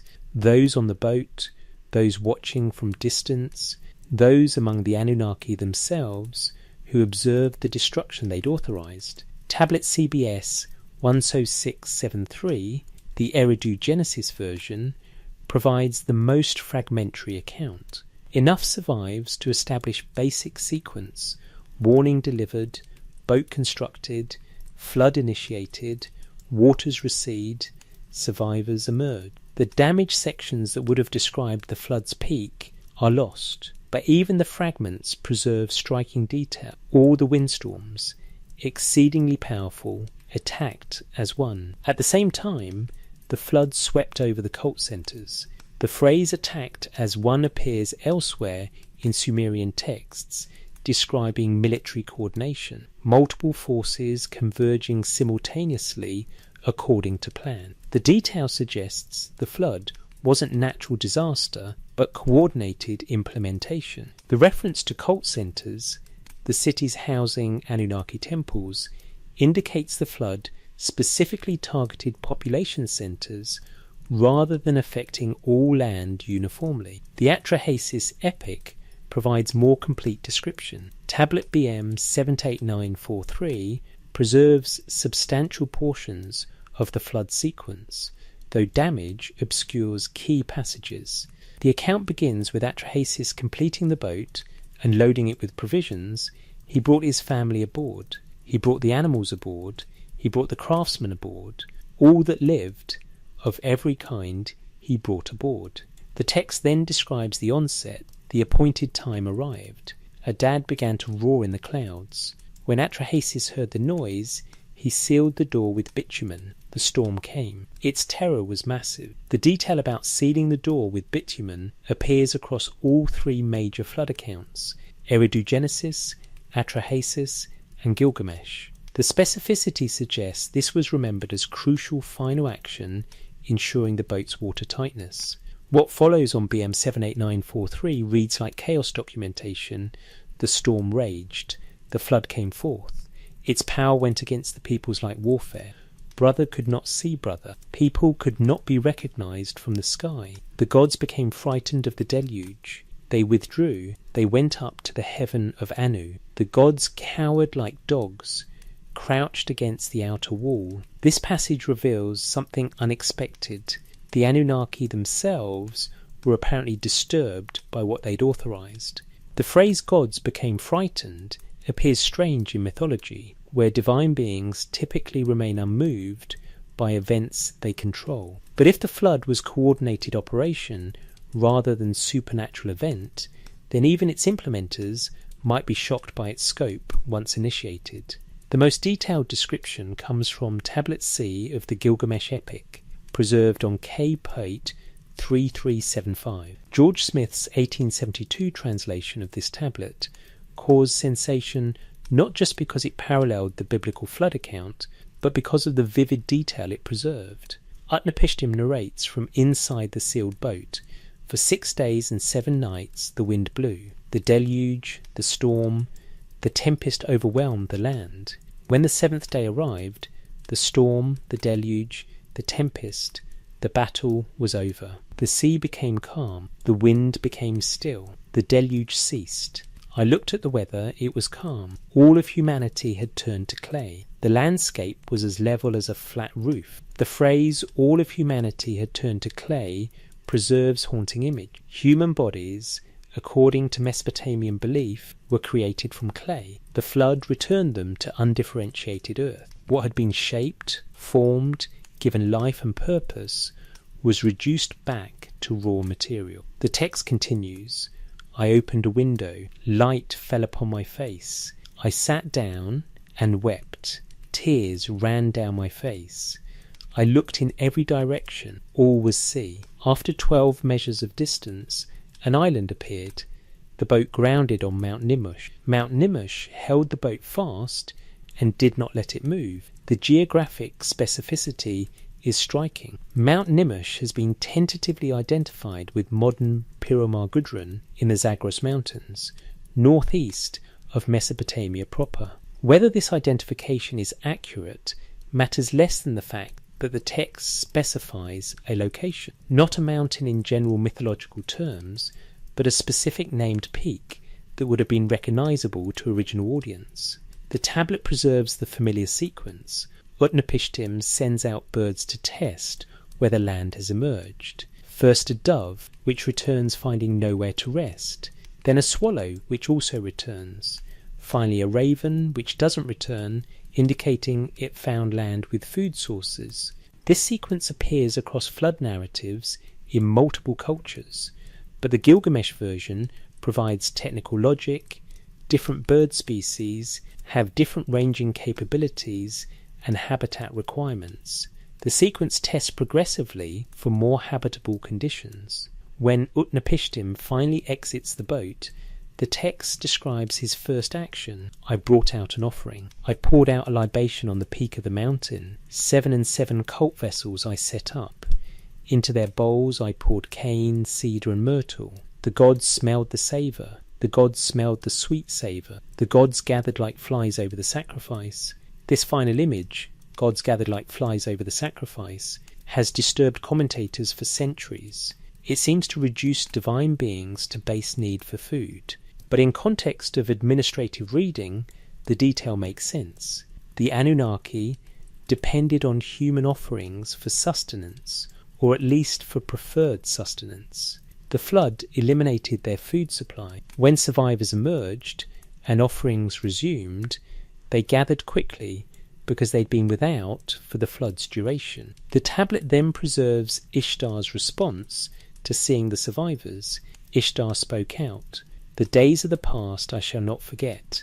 Let the gods come to the offering, but Enlil shall not come to the offering, because he unreasonably brought on the deluge and consigned my people to destruction." This protest from Ishtar adds another dimension to the Anunnaki's response to their own decision. She refers to humans as my people, suggesting ownership or responsibility similar to Enki's. Her exclusion of Enlil from the offering indicates she holds him personally responsible despite the decision being made by assembly vote. The text presents internal dissent within the Anunnaki that apparently persisted after the flood's completion. When Enlil arrives and discovers survivors, the tablet records his initial anger. Enlil, when he arrived, saw the boat. Enlil became angry. He was filled with rage at the gods. All life should have perished. How did any man survive the destruction? E's Enki response has already been noted. His argument that collective punishment was wrong, that mercy should temper justice, that destruction shouldn't be rushed. But the tablet preserves additional detail about Enlil's reaction to this argument. Enlil came into the boat. He took my hand and brought me out. He brought out my wife and made her kneel beside me. He touched our foreheads and stood between us to bless us. Formerly Utnapishtim was a man. Now Utnapishtim and his wife shall be like us gods. Utnapishtim shall dwell far away, at the mouth of the rivers. This transformation, granting divine or semi-divine status to the survivors, appears across all three major flood accounts. Atrahasis, Utnapishtim, and Ziusudra all receive special status after the flood. They're removed from normal human existence, placed in distant location, granted extended or eternal life. The tablets present this as resolution to the contradiction. Humans who violated the assembly's decree by surviving couldn't be punished without admitting the decree was flawed, but they couldn't remain part of human population without creating precedent for defying assembly authority. The solution: elevate them beyond humanity, make them exceptional cases whose survival doesn't violate the general ruling, remove them from where they could inspire human resistance to Anunnaki authority. The decision resolves the bureaucratic problem while implicitly accepting Ea's critique that complete destruction was excessive. The Atrahasis epic's conclusion describes the permanent measures implemented to prevent noise recurrence. Enki and Nintu, the great gods, convened. They created categories of people. There shall be 3 categories of women: the woman who bears children, the woman who doesn't bear children, and the woman whose children are snatched away. Let there be among the people the Basitu demon to snatch babies from mothers. Let there be Ugbabtu women, Entu women, and Ejisitu women. They shall be taboo and shall not give birth. This population control protocol, creating permanent categories of non-reproducing women, addresses the root problem the flood was supposed to solve. If noise correlates with population density and unchecked reproduction creates excessive populations, then demographic controls that limit births prevent future noise problems. The text presents this as lesson learned. Destruction was excessive response, but doing nothing allowed problem to recur. The solution was permanent moderate controls, preventing populations from reaching crisis levels. The tablet also describes reduced human lifespan as part of these new protocols, where antediluvian humans apparently lived centuries, a detail preserved in the Sumerian king lists post-flood regnal periods, still showing lifespans of several centuries gradually decreasing. The post-flood protocols limited life expectancy. Shorter lives combined with birth restrictions to create demographic stability that made future floods unnecessary. Mainstream scholarship interprets these flood descriptions as mythologized memory of actual catastrophic flooding that devastated Mesopotamian populations.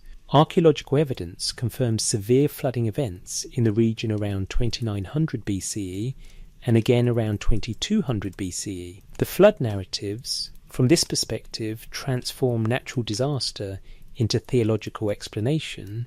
The gods sent the flood as punishment. One god saved a faithful remnant. The disaster led to religious reforms. This interpretation treats procedural details, the boat specifications, the bird sequence, the permanent protocols, as narrative embellishment, adding verisimilitude to legendary events. The vividness serves literary purpose, making ancient disaster memorable through concrete detail even when transformed into mythology. But this reading must account for the consistency of procedural detail across multiple independent textual traditions. The boat dimensions vary slightly between Atrahasis, Gilgamesh, and Eridu Genesis versions, but all specify exact measurements. The bird sequence appears in slightly different order, but all include it. The post-flood protocols differ in emphasis, but all describe permanent demographic changes. Either multiple separate scribal traditions independently invented similar procedural details for literary effect, or they were preserving common memory of procedures actually implemented. Moreover, the flood descriptions preserve elements that work against mythological glorification. Gods cowering in fear of destruction they authorized, Ishtar protesting after the fact, Enlil's anger at discovering survivors suggesting the operation didn't achieve intended totality, survivors being elevated to semi-divine status to resolve bureaucratic contradiction. These elements create ambiguity and complexity unexpected in pure mythology, where divine actions typically receive unambiguous justification. The tablets present the flood not as righteous judgment vindicating divine will, but as operation that achieved its immediate objective while creating enough problems and generating enough internal dissent that new approaches became necessary. The destruction was thorough, but not total. The noise was eliminated, but infrastructure required rebuilding. The decision was implemented, but its executors recognized in aftermath that it had been excessive. The mechanics of punishment, as preserved in these texts, read less like mythological catastrophe and more like documented operation, whose scale exceeded expectations, whose impacts troubled even those who authorized it, and whose aftermath required procedural modifications to prevent recurrence of both the problem and the excessive response. The tablets don't glorify the flood. They document it with detail, suggesting scribes were preserving information considered historically important, even when that information reflected poorly on the authorities whose actions were being recorded. The survivors they chose. The selection of Atrahasis, Utnapishtim, and Ziusudra, three names for what appears to be the same role across different textual traditions, raises questions the tablets partially answer through scattered details. What made these individuals worth saving when everyone else perished? The text provides specific characterizations that suggest criteria rather than arbitrary selection. The Atrahasis epic introduces its protagonist with explicit naming etymology. Atrahasis translates as exceedingly wise or extremely intelligent. The text doesn't present this name as coincidence. When Enki decides to warn a human about the coming flood, the tablet records him specifically seeking Atrahasis. Enki sought out Atrahasis, the exceedingly wise man who served him. The phrase "who served him" indicates existing relationship. Atrahasis wasn't random selection. He had prior connection to Enki, apparently functioning in some capacity at Enki's temple in Eridu. The text describes Atrahasis as understanding what Enki communicated even through the circumlocution of speaking to a wall rather than directly to him. This comprehension, grasping instruction delivered indirectly to avoid technical violation of assembly prohibition, demonstrates the intelligence his name signifies. The Gilgamesh account provides additional detail about Utnapishtim's character. When Gilgamesh finally reaches him at the mouth of the rivers and asks how he achieved immortality, Utnapishtim responds, "I will reveal to you, Gilgamesh, a mystery, a secret of the gods I will tell you. Shuruppak is a city you know situated on the Euphrates. That city was ancient, and the gods within it grew restless."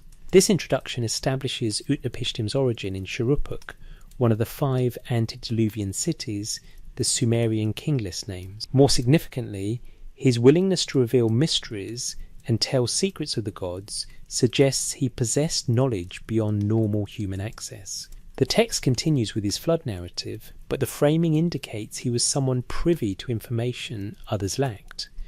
The Eridu Genesis fragment provides least detail about Ziusudra's character, but the surviving text includes Ziusudra, although a man, was a God-fearing king. He served faithfully. He dreamed dreams. He had visions.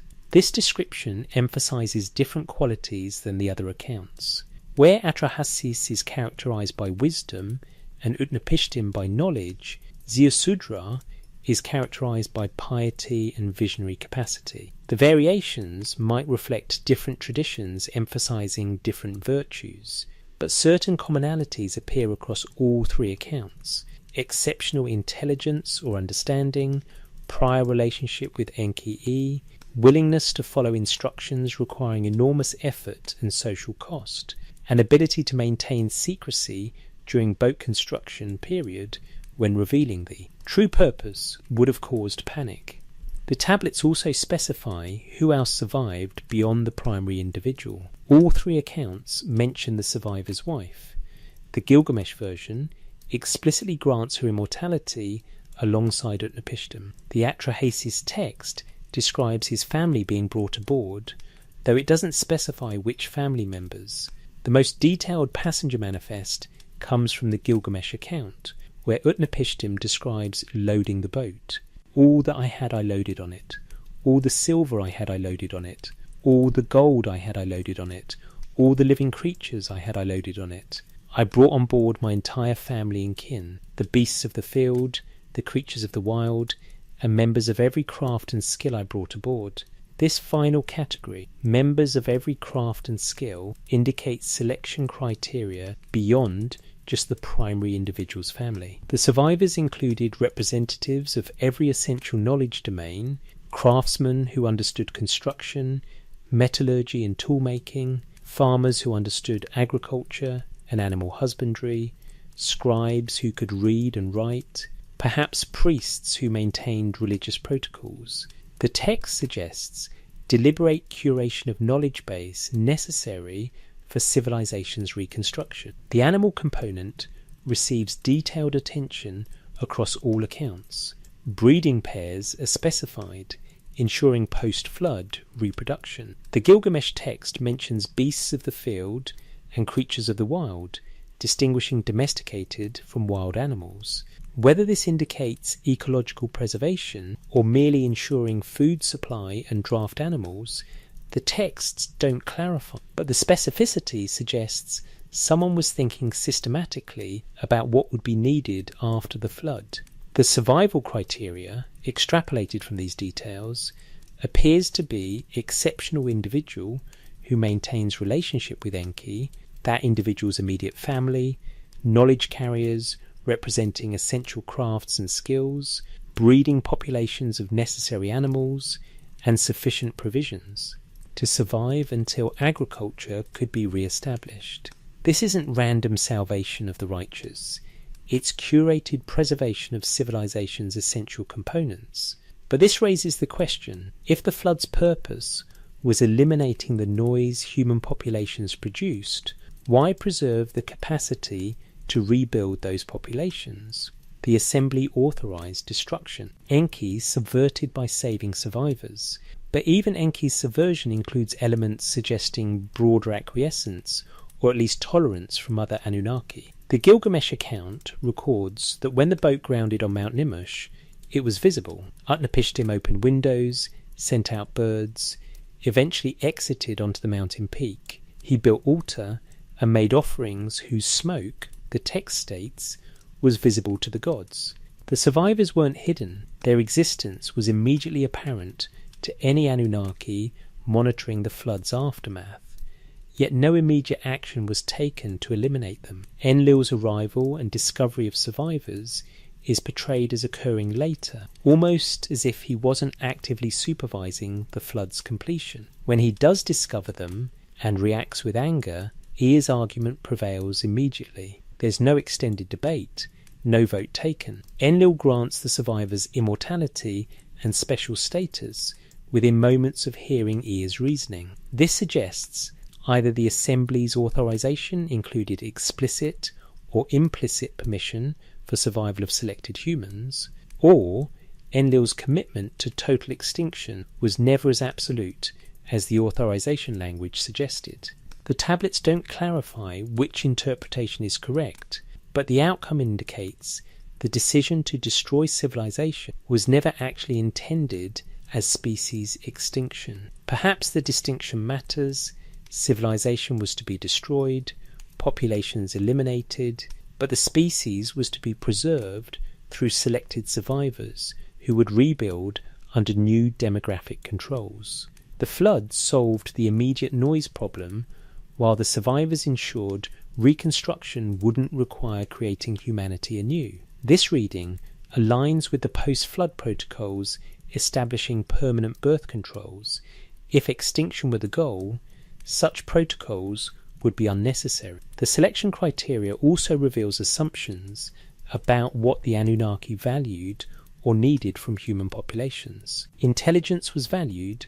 Atrahasis' name itself emphasizes this. Knowledge preservation was essential. The craftsmen and skilled workers were deliberately included. Obedience to divine instruction was required.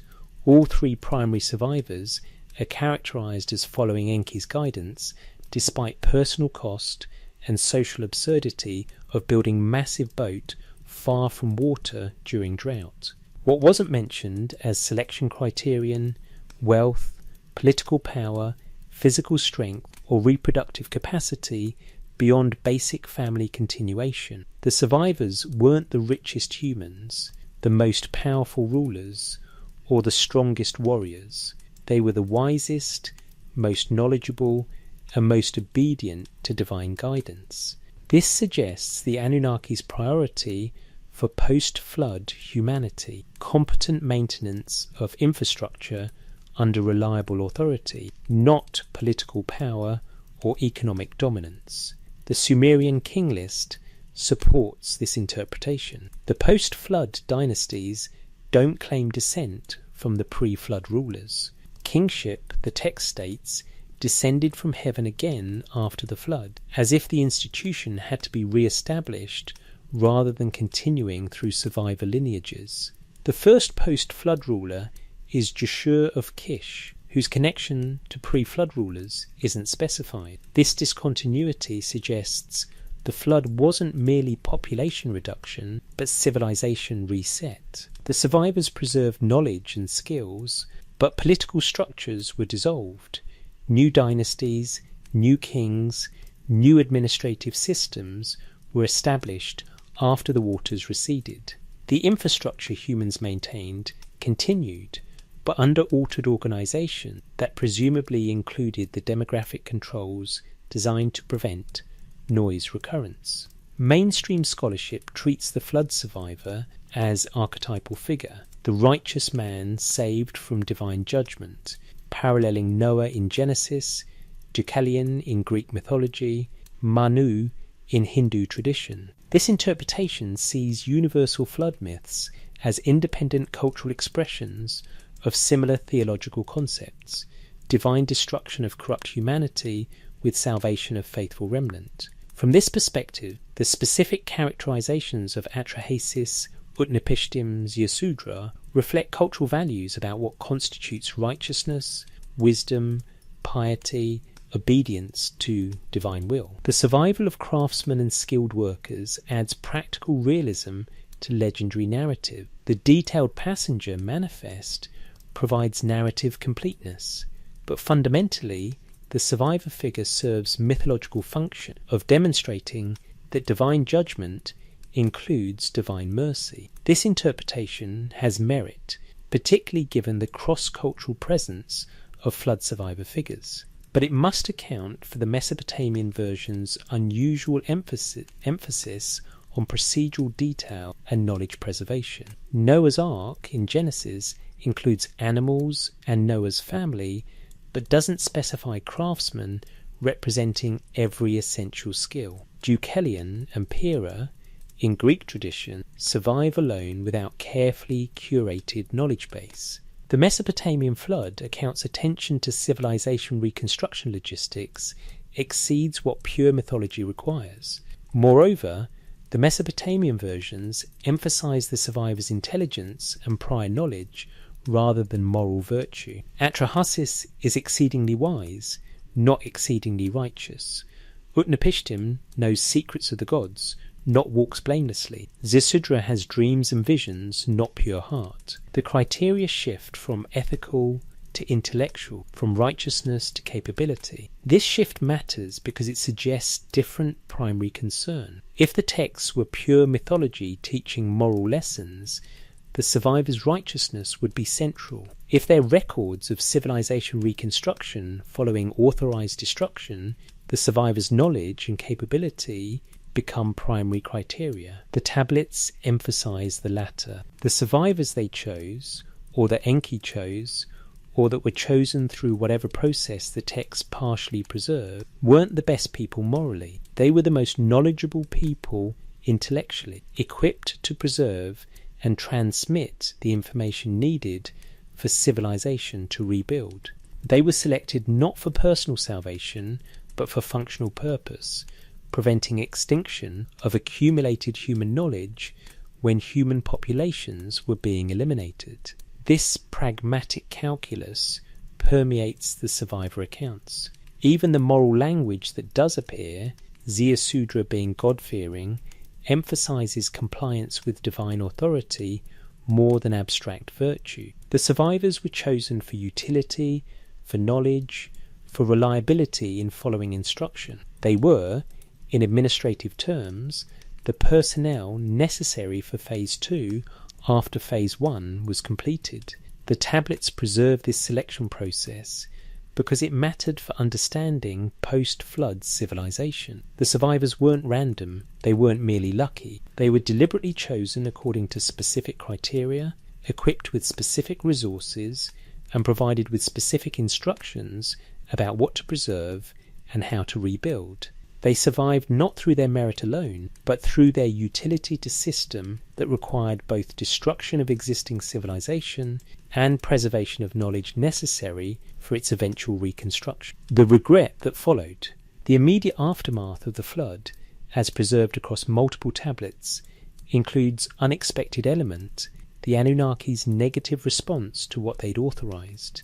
This reaction appears inconsistent with conventional mythology, where divine judgment typically receives divine validation. But the Mesopotamian texts preserve ambivalence, regret, and even self-critique from the authorities who implemented the destruction. The most explicit expression comes from the Gilgamesh account on tablet K3375. After describing the flood's devastation, Utnapishtim narrates the god's response. The Anunnaki gods wept with her. The gods sat, weeping. Their lips were parched and feverish. For 6 days and 7 nights the wind blew, the deluge, the storm, the tempest overwhelmed.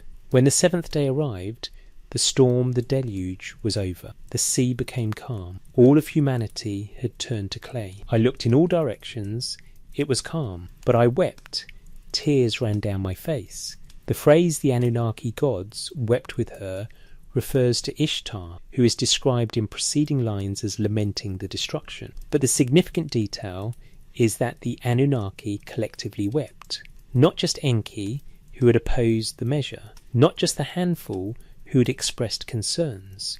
The text says the Anunnaki gods, plural, general, sat weeping. This collective grief appears strange in mythology. Gods who decree judgment don't typically weep over its implementation. But if the Anunnaki were administrative authorities who authorized a measure whose scope exceeded their expectations, collective regret becomes plausible human response. They knew destruction was coming. They'd voted for it. But perhaps they hadn't fully comprehended what 7 days of coordinated flood would actually produce. The Atrahasis epic includes similar response, though damage to BM 78943 obscures portions. What survives includes: the gods smelled the savour of the sacrifice. The gods gathered like flies over the offering. This detail has already been noted, but its context adds significance. The text specifies this occurs after 7 days of flood, followed by 7 days of waiting for waters to recede. The gods haven't received offerings for at least 14 days, possibly longer, depending on how quickly Atrahasis could re-establish agriculture after landing. Their gathering like flies suggests desperation rather than divine dignity. Temple offerings had ceased during the flood. There were no humans to provide them. The gods' dependence on these offerings is documented across Mesopotamian texts, but it's usually framed in terms of humans' obligatory service.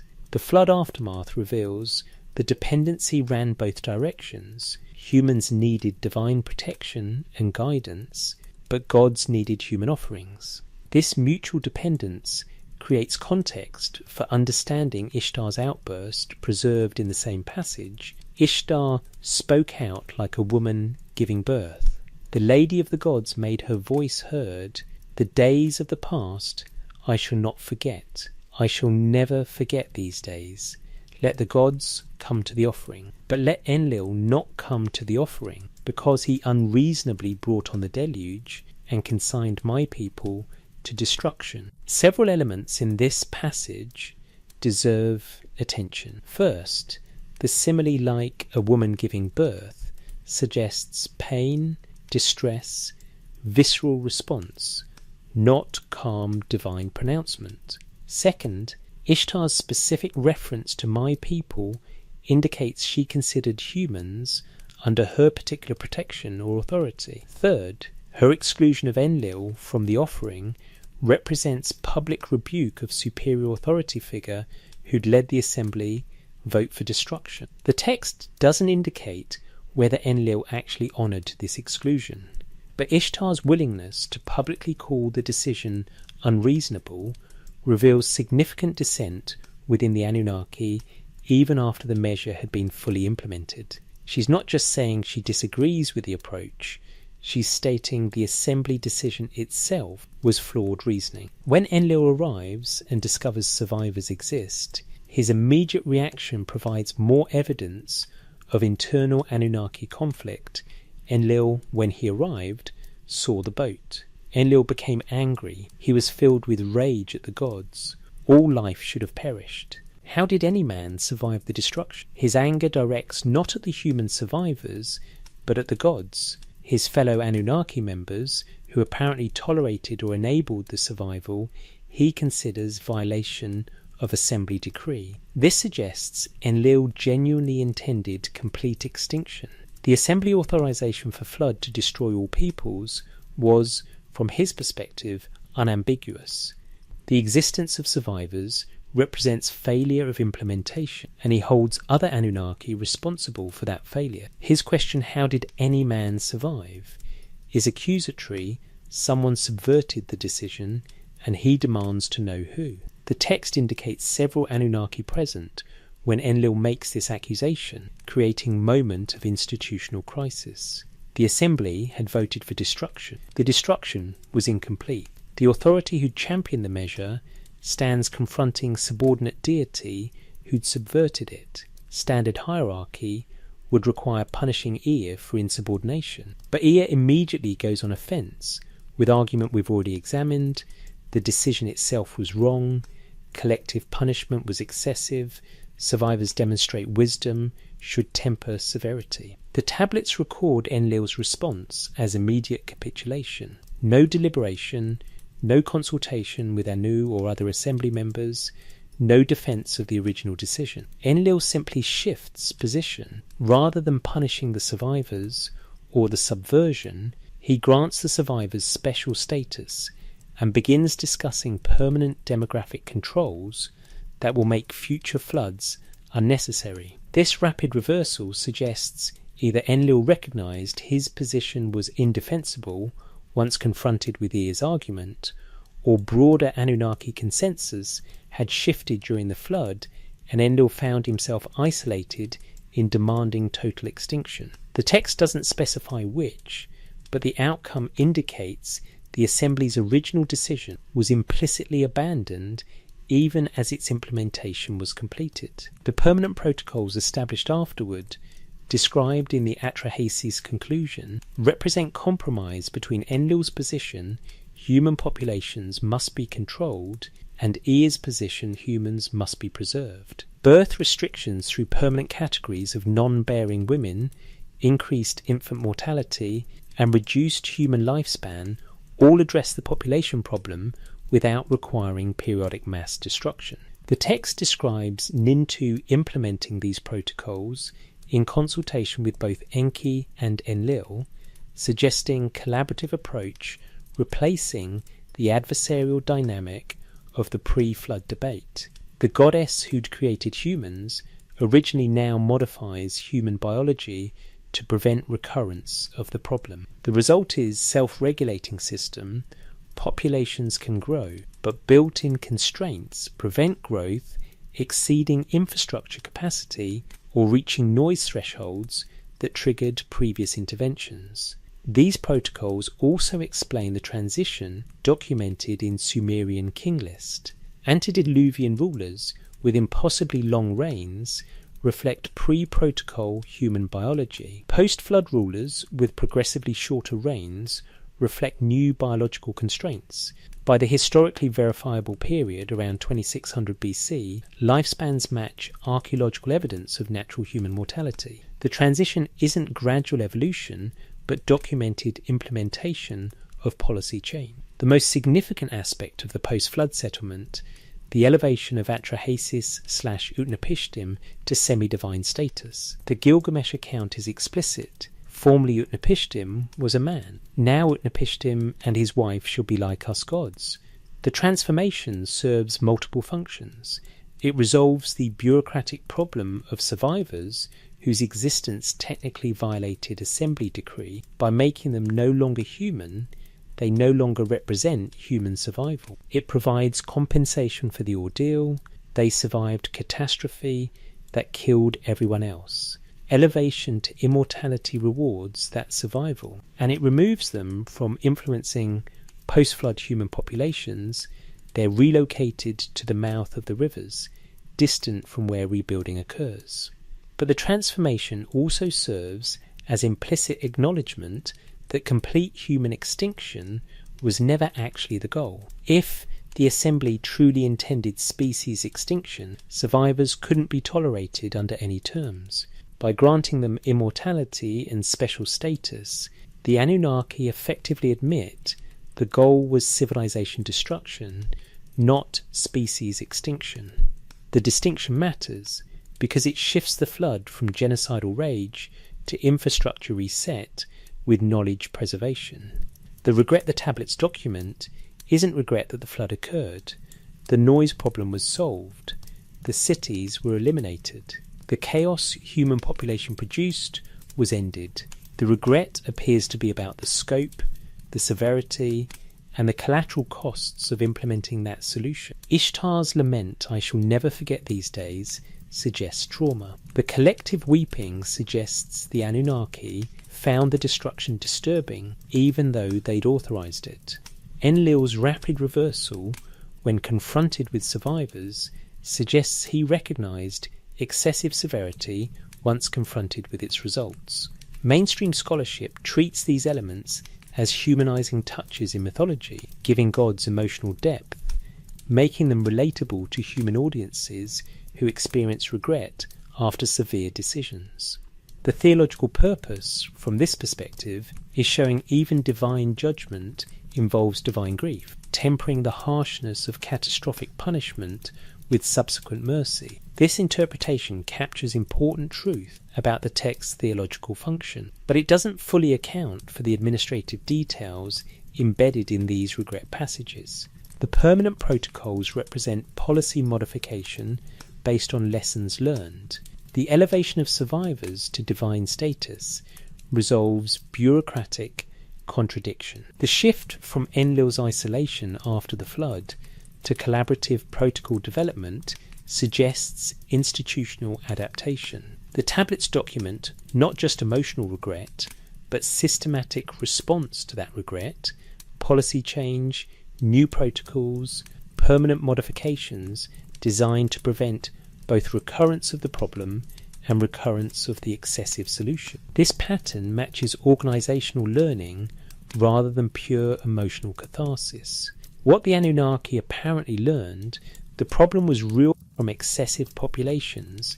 The previous solutions were insufficient control, disease, famine all failed, but the ultimate solution was excessive, complete destruction produced effects that disturbed even those who authorized it.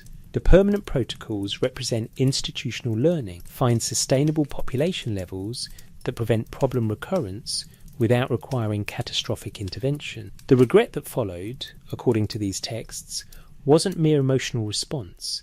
It was catalyst for systematic change in how the Anunnaki approached human population management.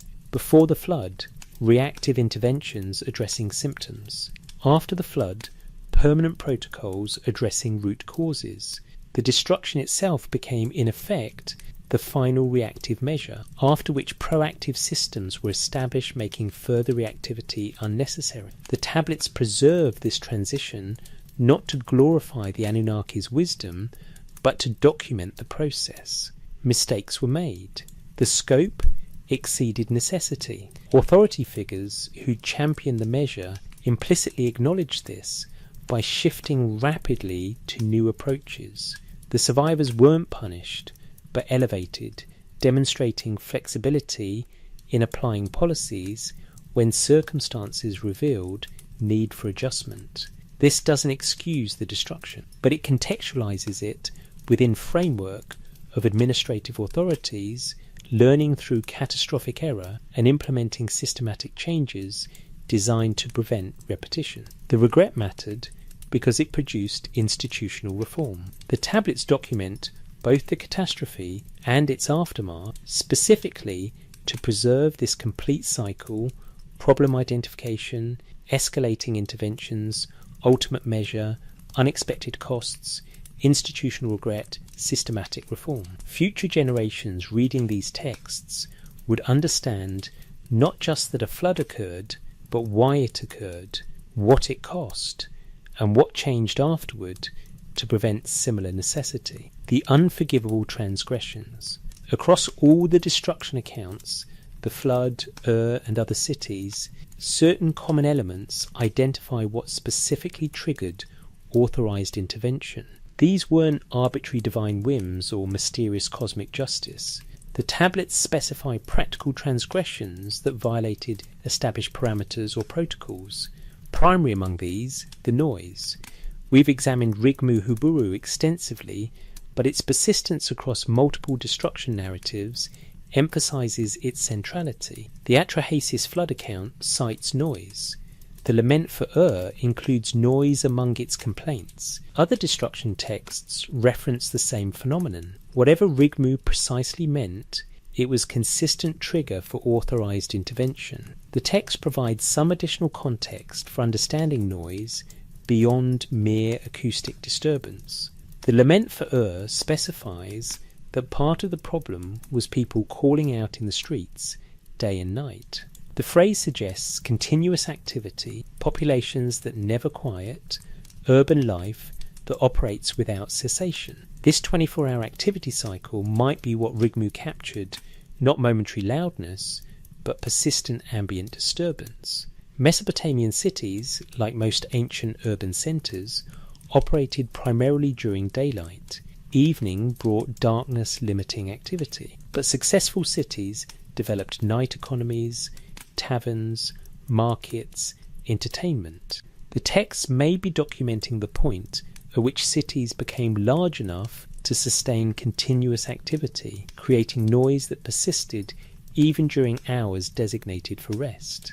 If the Anunnaki resided in temples within or near these cities, continuous noise would directly impact them. Temple quarters required quiet for whatever functions the Anunnaki performed there. Cities that developed 24-hour activity cycles eliminated that quiet, creating conditions the complaints describe: inability to achieve rest, persistent disturbance, living spaces that provided no respite from human clamour. This reading treats the noise complaint literally while providing practical explanation for how population density produces it. Larger populations support more continuous commercial activity, more night markets, more taverns, more entertainment venues operating after sunset. The transition from daytime-only city to continuous activity city would create exactly the disturbance the texts describe. Second major transgression: inadequate offerings. Multiple destruction texts cite this failure specifically. The Lament for mentions it. Fragments from other city destructions include similar references. The Atrahasis epic, though focused on noise, includes passages where human populations consume food without reserving sufficient quantities for temple offerings. The texts treat this not as ritual failure, but as material problem. The Anunnaki depended on offerings for sustenance, or at least preferred sustenance. Temple economies managed substantial agricultural surplus specifically to provision the gods. When populations consumed that surplus directly, or when agricultural output didn't meet both human and divine needs, the system failed. The temples went without. The gods went hungry. This economic dimension adds practical context to the destruction decisions. Cities whose populations consumed resources without maintaining adequate temple provisioning violated fundamental covenant. Humans were created to maintain infrastructure and provide offerings. When they failed at core function, their existence no longer served its purpose. Modern readers might dismiss this as primitive superstition, gods needing food offerings. But in context of temple-based economy, where priesthoods controlled substantial resources and wielded real political power, inadequate offerings translates to insufficient economic output directed to temple authorities. Whether the offerings literally fed gods or sustained priestly administrations, the economic relationship was real, and its breakdown had practical consequences. Third transgression: population growth beyond sustainable levels. This appears implicitly rather than explicitly across the texts. The demographic dimension of noise suggests the core problem was population density, not specific behaviours.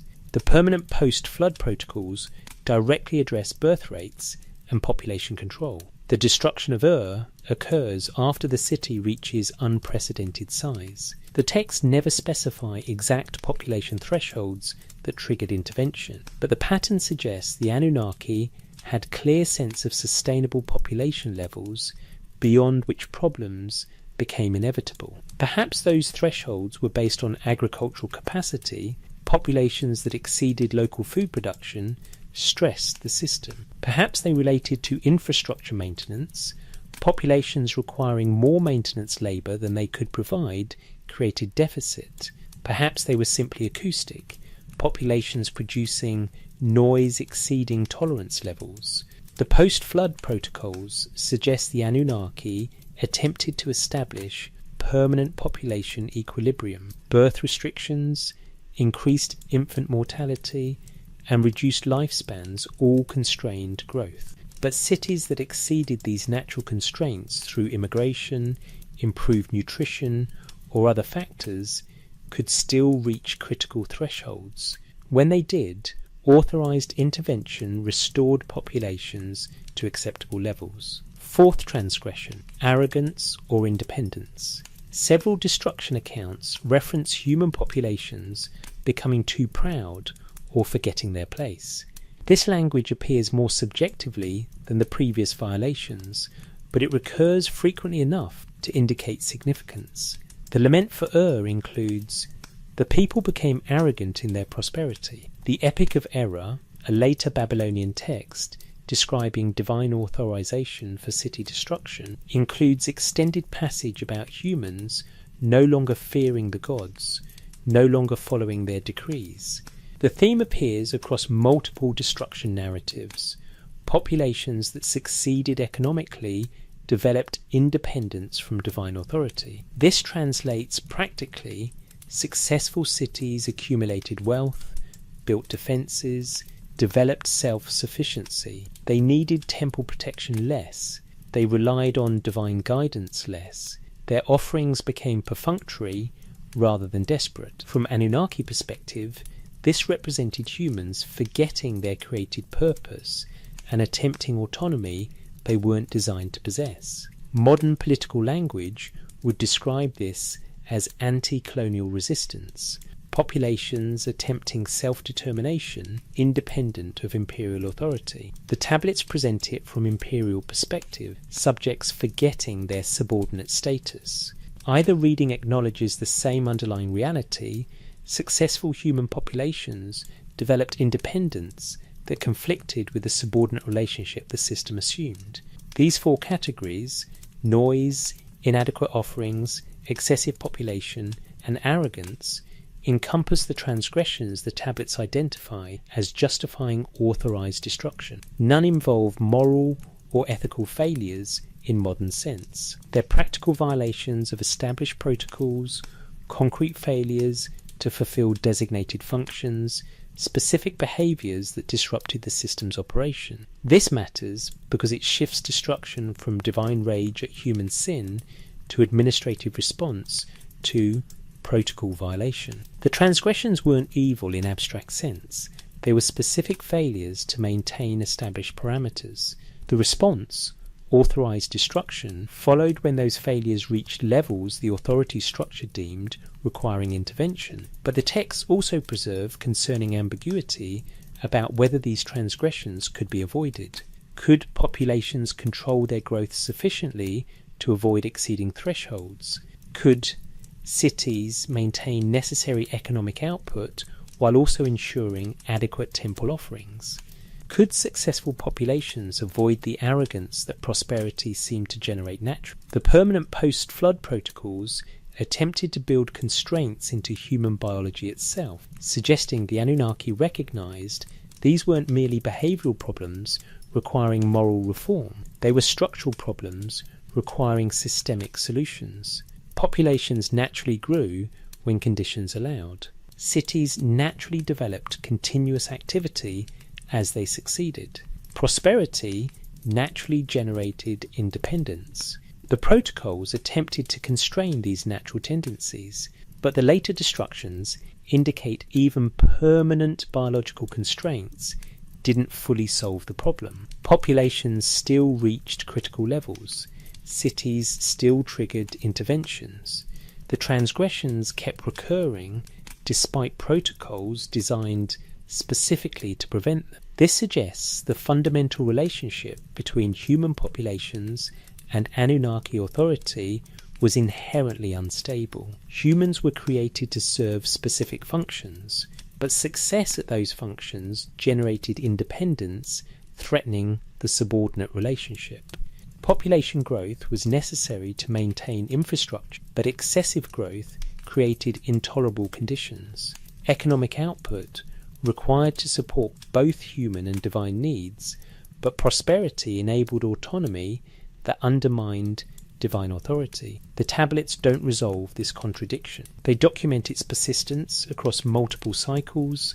Human populations grow and succeed, transgressions occur, authorized destruction intervenes, rebuilding occurs under renewed protocols, growth resumes. The pattern repeats because the underlying tension remains unresolved. What the tablets reveal isn't that certain behaviours were unforgivable in moral sense. They reveal that certain natural human tendencies, population growth, economic development, cultural sophistication, inevitably produce conditions the Anunnaki authority structure deemed intolerable. The transgressions were unforgivable not because they were uniquely evil, but because they were inherent to successful human civilization. The catastrophic response, authorized destruction, wasn't punishment for moral failure. It was system reset when human success created conditions that violated fundamental parameters the system depended on. The cycle would continue as long as the system continued. Human populations would grow, exceed thresholds, face intervention, rebuild, and grow again. The tablets preserve this pattern not to condemn human populations for inevitable transgressions, but to document the systemic conflict between human tendency toward growth and independence versus authority structures demanding subordination and constraint. The unforgivable transgressions were forgiven in sense that populations were allowed to rebuild after each destruction. But they were unforgivable in sense that they kept recurring, kept requiring intervention, kept perpetuating the cycle. The question of authority. The destruction accounts raise fundamental question the tablets never satisfactorily resolve. By what right did the Anunnaki possess authority to authorize these interventions? This isn't a theological question about divine sovereignty, it's an administrative question about the basis of jurisdiction. The texts themselves provide conflicting information. The opening lines of Enuma Elish describe the Anunnaki's origins. They are offspring of Anu, born from earlier cosmic processes, emerging as organized authority from previous chaos.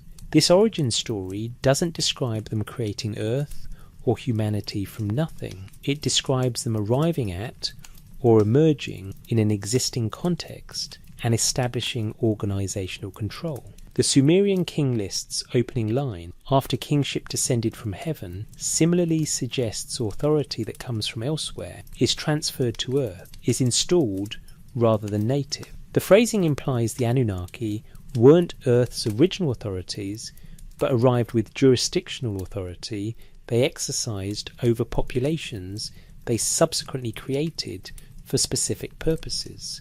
If this reading is accurate, their authority derived from priority, they arrived first, technical capability, they possessed knowledge and resources human populations lacked, and creator status, they designed and implemented human populations.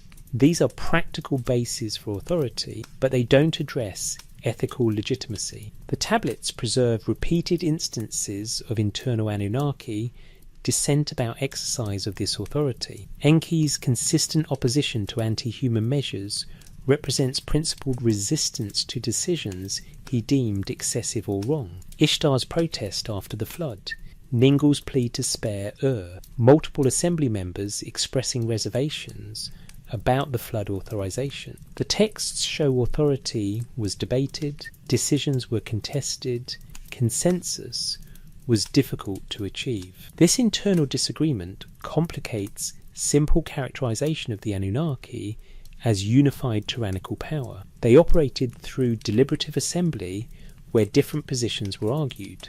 Minority positions could delay or modify majority decisions. Subversion of authorized policies was possible and sometimes tolerated afterward. The authority structure included checks and dissent mechanisms, but ultimately decisions were made and implemented despite opposition. Enki's protest didn't prevent the flood. Ningal's plea didn't save When assembly votes authorized destruction, that authorization carried binding force. Dissenters had to either accept the decision or subvert it procedurally without openly rebelling. This raises question: what gave assembly decisions binding force? The texts never explain the enforcement mechanism. They describe decisions being made, authorized, and implemented, but they don't specify what prevented open defiance, what compelled compliance, what made assembly rulings effectively mandatory. Perhaps enforcement was practical rather than legal. The assembly represented collective power no individual member could oppose directly. Enlil alone couldn't implement the flood. It required coordination across multiple authorities. Enki alone couldn't prevent it. He could only subvert by saving select survivors. Authority derived from collective action, making individual defiance futile. Or perhaps enforcement was institutional, established protocols, granted assembly decisions authority that cultural norms prevented individuals from directly violating. Enki found procedural ways around decisions he opposed, but he never openly declared assembly authority null. Even in his post-flood argument defending the survivors, he challenged the decision's wisdom, but not the assembly's right to have made it. The texts also preserve awareness that human populations had no voice in assembly proceedings that determined their fates. Atrahasis wasn't consulted before the flood was authorized. Ur's population wasn't represented when their city's destruction was debated. The decisions affected humans absolutely, but included no human participation. This exclusion from decision-making appears taken for granted in the texts. Humans were created by the Anunnaki for the Anunnaki's purposes to serve specific functions. The modern concept that those affected by decisions should participate in making them had no apparent place in this administrative framework. Authority flowed from the creators to the created, not reciprocally. But the texts also document limits to this authority. The permanent post-flood protocols weren't simply imposed by divine fiat.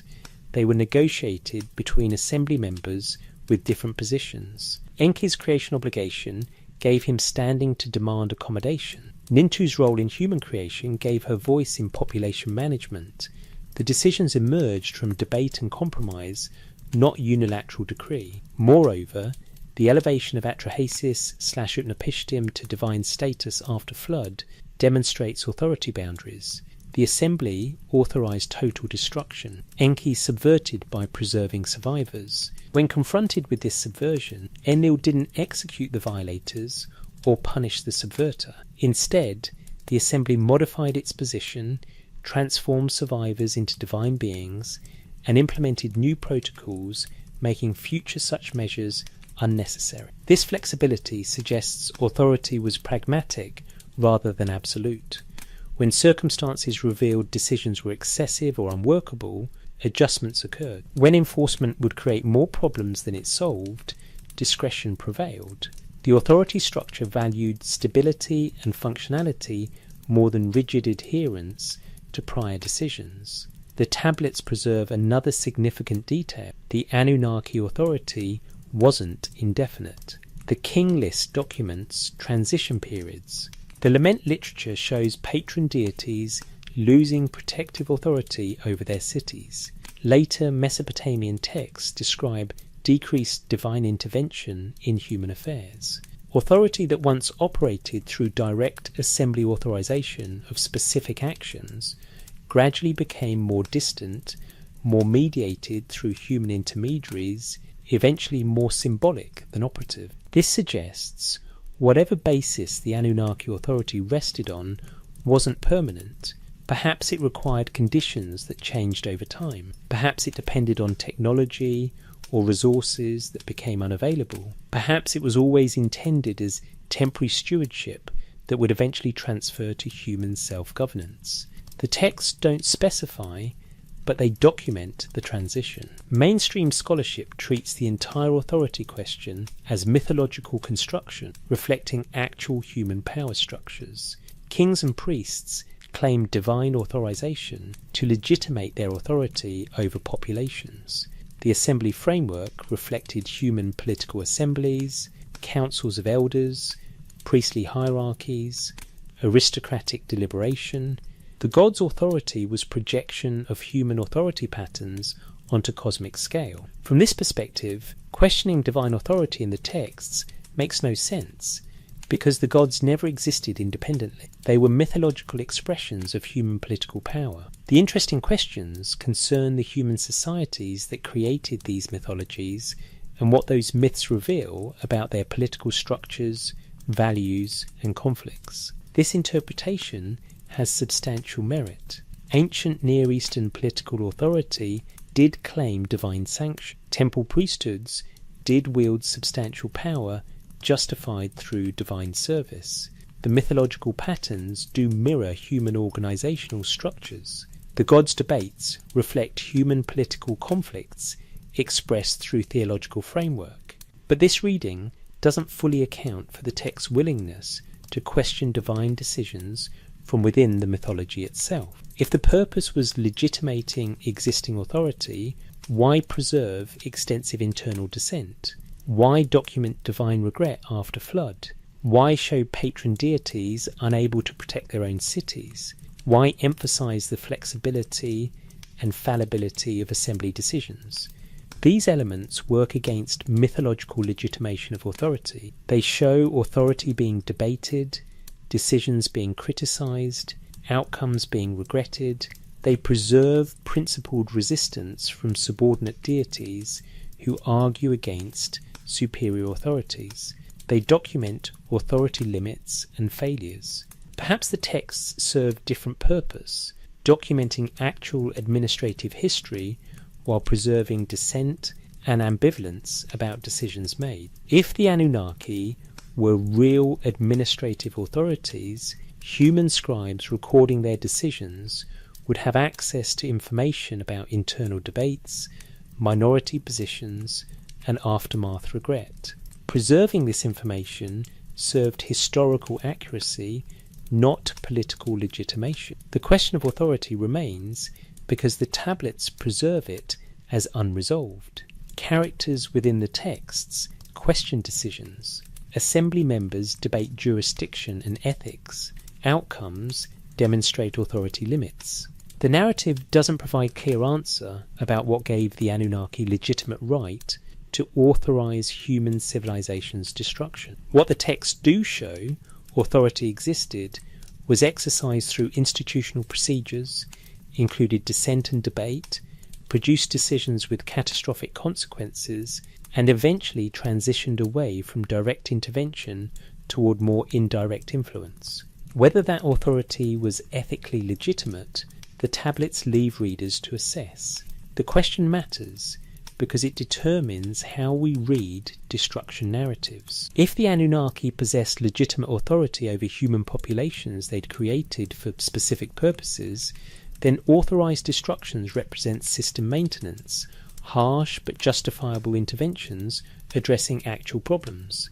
If their authority lacked ethical basis despite practical power, then destructions represent tyrannical violence against subordinate populations unable to defend themselves or participate in decisions determining their fates. The tablets present evidence supporting both readings. Authority was real, exercised through procedures, produced consequences, but authority was also questioned internally, produced regret, required modification based on outcomes. The ambiguity suggests even those recording these events recognised authority's complexity, uncertainty about its basis, discomfort with its exercise. Modern readers inherit this unresolved question. The tablets document authority being exercised, but don't provide framework for determining whether its exercise was legitimate.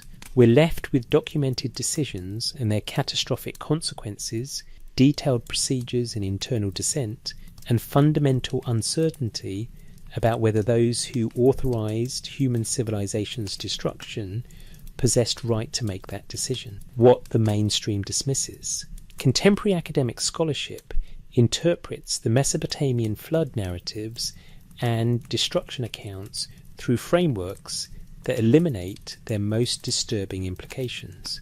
This interpretive approach serves important functions, preventing pseudo-archaeology, maintaining scholarly rigour, distinguishing mythology from history, but it also dismisses elements that don't fit comfortably within accepted categories.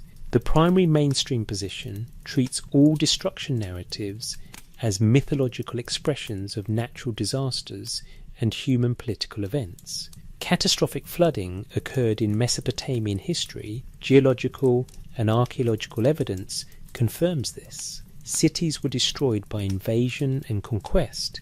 Historical records document this. The tablets transform these natural and historical events into theological narratives attributing causation to divine will. From this perspective, the assembly procedures, the specific complaints, the detailed chronologies are literary devices adding complexity to essentially mythological material. The Anunnaki never existed as actual beings. They were personifications of natural forces, projections of political power, or symbolic representations of cosmic principles. Reading them as administrative authorities documenting actual decisions represents fundamental category error, mistaking mythology for history. This interpretation rests on several reasonable foundations. First, the implausible elements: gods who need food offerings, divine beings who weep, assembly votes determining catastrophic floods. These elements clearly aren't modern historical or scientific description. Second, the parallels to other ancient mythologies, flood narratives, appear across cultures, suggesting universal mythological themes rather than historical events. Third, the theological purpose. Ancient societies explained natural disasters through divine action, creating narratives that provided meaning to catastrophic suffering. These foundations support treating the texts as mythology, but this interpretation struggles with specific elements that don't serve obvious mythological purposes. The administrative detail is most problematic. Mythology typically maintains vagueness about divine operation. Gods decree outcomes, but mechanisms remain mysterious. The Mesopotamian texts provide extraordinary procedural detail: assembly convening protocols, debate structures, voting procedures, policy implementation sequences, aftermath evaluation processes. Mainstream scholarship explains this as reflection of Mesopotamian bureaucratic culture. A society organized around temple and palace administration naturally imagined divine realm operating similarly. The gods' assemblies mirror human assemblies because the texts were created by scribes familiar with administrative procedures who unconsciously projected those procedures onto their mythology. This explanation has merit but raises questions. If procedural detail was merely cultural projection, why does it serve no obvious narrative purpose? The flood story works perfectly well without specifying assembly voting procedures. The destruction of Ur requires no debate structure between divine authorities. The detail exceeds narrative necessity, suggesting purpose beyond storytelling. Moreover, the procedural detail is often at odds with mythological glorification. The assembly's regret after the flood undermines divine omniscience and justice. Enlil's rapid reversal when confronted with survivors suggests fallibility and poor planning. Ningal's failed protest to save Ur shows patron deities lacking power to protect their cities. These elements weaken divine majesty, working against what mythology typically attempts. The mainstream position also struggles with the internal dissent theme. Enki opposes every anti-human measure across multiple independent textual traditions spanning centuries. This consistency suggests either remarkable literary coordination across multiple scribal traditions preserving complex character consistency, or documentation of actual recurring conflict between administrative factions. Scholarly explanation treats Enki as archetypal wise god figure whose role in mythology is providing divine mercy, balancing divine justice. His opposition represents theological resolution to problem of catastrophic suffering. Humans are saved not through their merit, but through divine intervention from sympathetic God who mediates between harsh justice and human need. This theological reading makes sense for individual narratives, but it doesn't account for the specificity of Enki's arguments. He doesn't just advocate mercy, he presents technical arguments, collective punishment is unjust, individual transgressors should be targeted, alternative solutions exist, complete destruction will produce unintended consequences.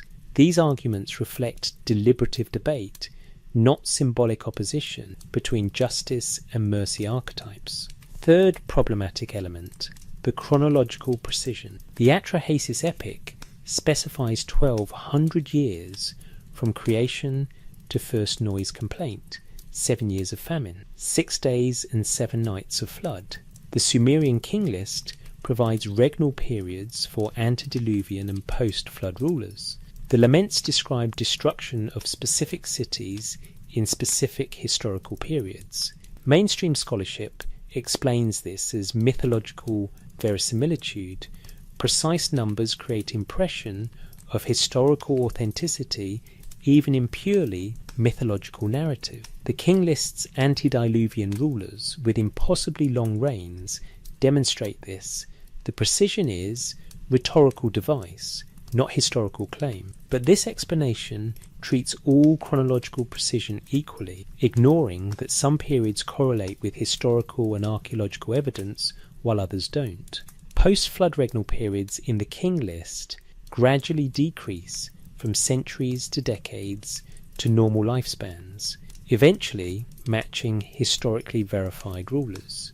The transition suggests not pure mythology, but documentation of actual transition, perhaps institutional changes, perhaps biological modifications, the permanent protocols represented. Fourth element, the knowledge preservation emphasis. The flood survivor brings craftsmen representing every essential skill. After Ur's destruction, texts describe deliberate preservation of technical knowledge. The emphasis on maintaining accumulated wisdom through catastrophes serves no obvious mythological purpose. Gods could simply restore knowledge supernaturally. The procedural detail about knowledge preservation suggests practical concern. How does civilization rebuild after catastrophic collapse? What knowledge must be preserved? How should essential skills be protected? These are administrative questions, not mythological themes. The texts address them with systematic detail unexpected in pure mythology. Fifth element, the geographic and material specificity. Tablets cite actual cities, real rivers, verified locations. They describe physical artifacts with catalogue details. The Atrahasis epic exists on specific clay tablets with excavation records and museum locations. The texts present themselves as documentation, complete with metadata establishing their physical reality. Mainstream scholarship acknowledges this, but maintains the clear distinction. The physical tablets are real, but the content is mythological. Clay tablets with catalogue numbers preserve mythology, not history. The physical reality of the artifacts doesn't validate the historical reality of events they describe. This position is reasonable. Mythological texts obviously existed physically and were preserved carefully, but it must explain why mythological content was treated with archival precision, normally reserved for administrative documentation. Thousands of Mesopotamian tablets preserve business records, legal contracts, property transfers, mundane documentation maintained because it had ongoing practical significance. The destruction narratives were preserved with similar care, copied across centuries, archived in major libraries. Why preserve mythology with administrative precision unless it was considered administrative documentation? The mainstream dismisses alternative readings as pseudo-archaeology or ancient astronaut speculation. Interpretations suggesting the Anunnaki were real beings, whether extraterrestrial visitors, advanced prehistoric human civilization, or other non-mythological entities, are excluded from academic discourse as methodologically unsound. This exclusion serves important functions. It maintains scholarly standards, It prevents uncritical acceptance of sensationalist claims. It preserves distinction between evidence-based historical inquiry and speculative mythology as history interpretation. But it also forecloses examination of elements that don't fit comfortably within the mythology as theology framework. The procedural detail, internal descent, knowledge preservation emphasis, chronological precision, and archival treatment all suggest purposes beyond what pure mythology requires. They could represent elaborate literary construction by sophisticated scribal culture, or they could represent documentation of actual administrative history that we lack framework to interpret properly. The tablets themselves remain ambiguous. They present as documentation, complete with administrative detail, procedural precision, archival metadata, but they describe events and beings that don't fit historical or scientific frameworks modern scholarship employs. The response has been treating them as mythology despite elements that exceed what mythology requires. What the mainstream dismisses isn't ancient astronaut speculation or pseudo-archaeological claims. It's the text's own apparent self-understanding as documentation rather than mythology. The tablets present themselves as records. They employ documentary language, administrative frameworks, archival procedures. They preserve dissent, acknowledge failures, document transitions. They read as institutional history, not religious mythology. Modern scholarship dismisses this self-presentation because accepting it leads to impossible conclusions. Beings called Anunnaki really existed, really held administrative authority, really authorized civilization's destruction. These conclusions conflict with everything modern historical and scientific frameworks establish about ancient Mesopotamia. The alternative, treating texts as mythology despite their documentary self-presentation, creates different contradiction. Sophisticated scribal culture invested substantial resources creating and preserving elaborate pseudo-documentation for unclear purposes. The mythology as theology explanation accounts for why these texts were created, but struggles to explain why they were created with such unnecessary procedural detail and administrative precision. The question remains unresolved because evidence points both directions. The texts clearly describe impossible events, divine assemblies voting on flood implementation, gods who need food offerings, immortality granted to flood survivors, but they describe them with procedural detail and archival precision that exceeds mythological necessity. We're left with documented impossibilities preserved with administrative care, presenting themselves as records of actual events that modern frameworks declare couldn't have occurred. The mainstream dismisses the documentary self-presentation, treating it as elaborate literary convention. But in doing so, it must explain elements that convention doesn't require and that work against mythological purposes. Perhaps the texts represent something modern categories don't easily accommodate: institutional memory of actual administrative history, preserved using available conceptual vocabulary, even when that vocabulary was insufficient for precise description. Perhaps Rigmu meant something we can't translate accurately because the phenomenon it described no longer exists or manifests different. Perhaps the Anunnaki was something we can't categorize properly because our frameworks assume dichotomy between mythological fiction and historical fact, leaving no space for institutional documentation of events that happened but didn't happen in ways our physics and biology allow. The mainstream has chosen mythology, not history.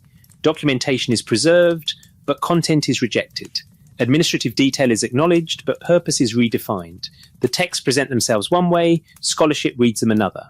This resolution satisfies academic standards, but leaves elements unexplained, procedural detail serving no narrative purpose, internal dissent working against divine glorification, chronological precision for mythological events, knowledge preservation emphasis unexpected in theology, and archive treatment normally reserved for administrative documentation. What the mainstream dismisses is possibility that texts mean what they appear to mean, records of administrative decisions, authorizing catastrophic interventions, preserved by scribal culture that considered them historically significant, maintained across centuries because they documented. Institutional memory considered worth preserving. The dismissal may be correct. The texts may be elaborate mythology despite their documentary self-presentation, but the alternative remains: we may lack framework for understanding what the texts actually are. Documentation of something we can't properly categorize using modern conceptual tools. The silence between the lines. In the University of Pennsylvania Museum's vault, CBS 1673 rests in its climate-controlled darkness. The Eridu Genesis tablet, baked clay pressed with reed stylus nearly 4,000 years ago, contains 6 columns of text, 3 on the obverse, 3 on the reverse. Each column preserves 10 to 15 lines, but substantial portions are damaged, entire sections lost to time and erosion. The missing text matters as much as what survives. Between the creation of the 5 cities and the decision to destroy them lies gap where physical tablet is simply gone. Whatever the scribes recorded about the transition from functional human civilization to condemned humanity exists in that gap. We have the before, cities established, populations growing, infrastructure maintained. We have the after, assembly convening, flood authorized, destruction implemented. The pivot point, the specific event or accumulation that triggered catastrophe, sits in the damaged sections scholars can't reconstruct with certainty. This pattern repeats across the tablets. The Atrahasis epic survives in multiple copies, but all show damage at crucial points. The assembly debate about flood authorization, the specific arguments members presented, the vote count, the dissenting positions beyond Enki's, is fragmentary. The post-flood protocol negotiations that establish permanent demographic controls are partially preserved, but key details are lost. The Lament for provides extensive description of the city's destruction, but gives limited information about what specifically triggered the assembly's decision. The text says the people became arrogant, the noise was too great, offerings were inadequate. But what exactly constituted arrogance? What specific threshold separated acceptable from intolerable noise? How much reduction in offerings triggered intervention? The precise parameters are unstated or lost. This silence between the lines creates interpretive space for radically different readings. What the tablets don't say allows each reading to fill gaps according to its own framework. Mainstream scholarship fills gaps with mythological convention. The details don't matter because it's theological narrative, not historical documentation. Alternative interpretations fill gaps with speculation. The missing sections contain technical information about Anunnaki capabilities, specific descriptions of Rigmu phenomena, or explicit criteria for authorized intervention. But perhaps the silence was intentional. Ancient scribes choosing what to preserve, what to emphasize, what to leave unstated. The administrative procedures are documented extensively. The assembly structures receive detailed description, but the technical specifications that would answer modern questions remain absent or ambiguous. This pattern could reflect what scribes considered important versus peripheral. Administrative procedures mattered because they established precedent for future decisions. Assembly structures mattered because they demonstrated proper authority channels. But technical details about exactly how flood was implemented, precisely what Rigmu measured, or specific thresholds triggering intervention, perhaps those were considered unnecessary for the documentary purpose. Or perhaps technical details were deliberately omitted. Not everything was meant to be preserved in accessible archives. Some knowledge remained restricted, maintained through closed transmission rather than open documentation. The tablets preserve what was considered appropriate for general archive. What remains unstated might have been restricted knowledge never intended for wide preservation. This possibility finds support in references to Enki's association with the Abzu, described as location containing knowledge not generally available. Multiple texts describe him consulting the Absu before making decisions, as if accessing information repository others couldn't access. If restricted knowledge existed, its specific contents would naturally be absent from publicly archived tablets. The silence also raises questions about other events not documented at all. The tablets preserve creation, flood, and several city destructions. But what about the centuries between? The king list indicates continuous dynastic succession. Human civilization operated for millennia according to its chronology. Why do we have extensive documentation about the catastrophes but minimal information about the periods of stability? Perhaps stability didn't require documentation. Administrative records during functional periods consisted of routine economic tablets, ration distributions, property transfers, temple offerings. Crisis required different documentation: assembly proceedings, intervention authorizations, aftermath protocols. The destruction narratives survive because they documented exceptional events requiring explanation and precedent setting. But this leaves enormous gaps in understanding relationship between human populations and Anunnaki authorities during normal operations. The tablets document the breakdown points, when populations exceeded acceptable parameters and interventions became necessary. They don't document how the system functioned when populations remained within bounds, how authority was exercised during stability, how conflicts were resolved without catastrophic intervention. The silence about normal operations makes the catastrophes seem like defining characteristic of the relationship. But they were exceptional events precisely because they documented deviations from normal patterns. The bulk of the relationship, centuries of human civilization functioning under Anunnaki oversight, remains undocumented or lost.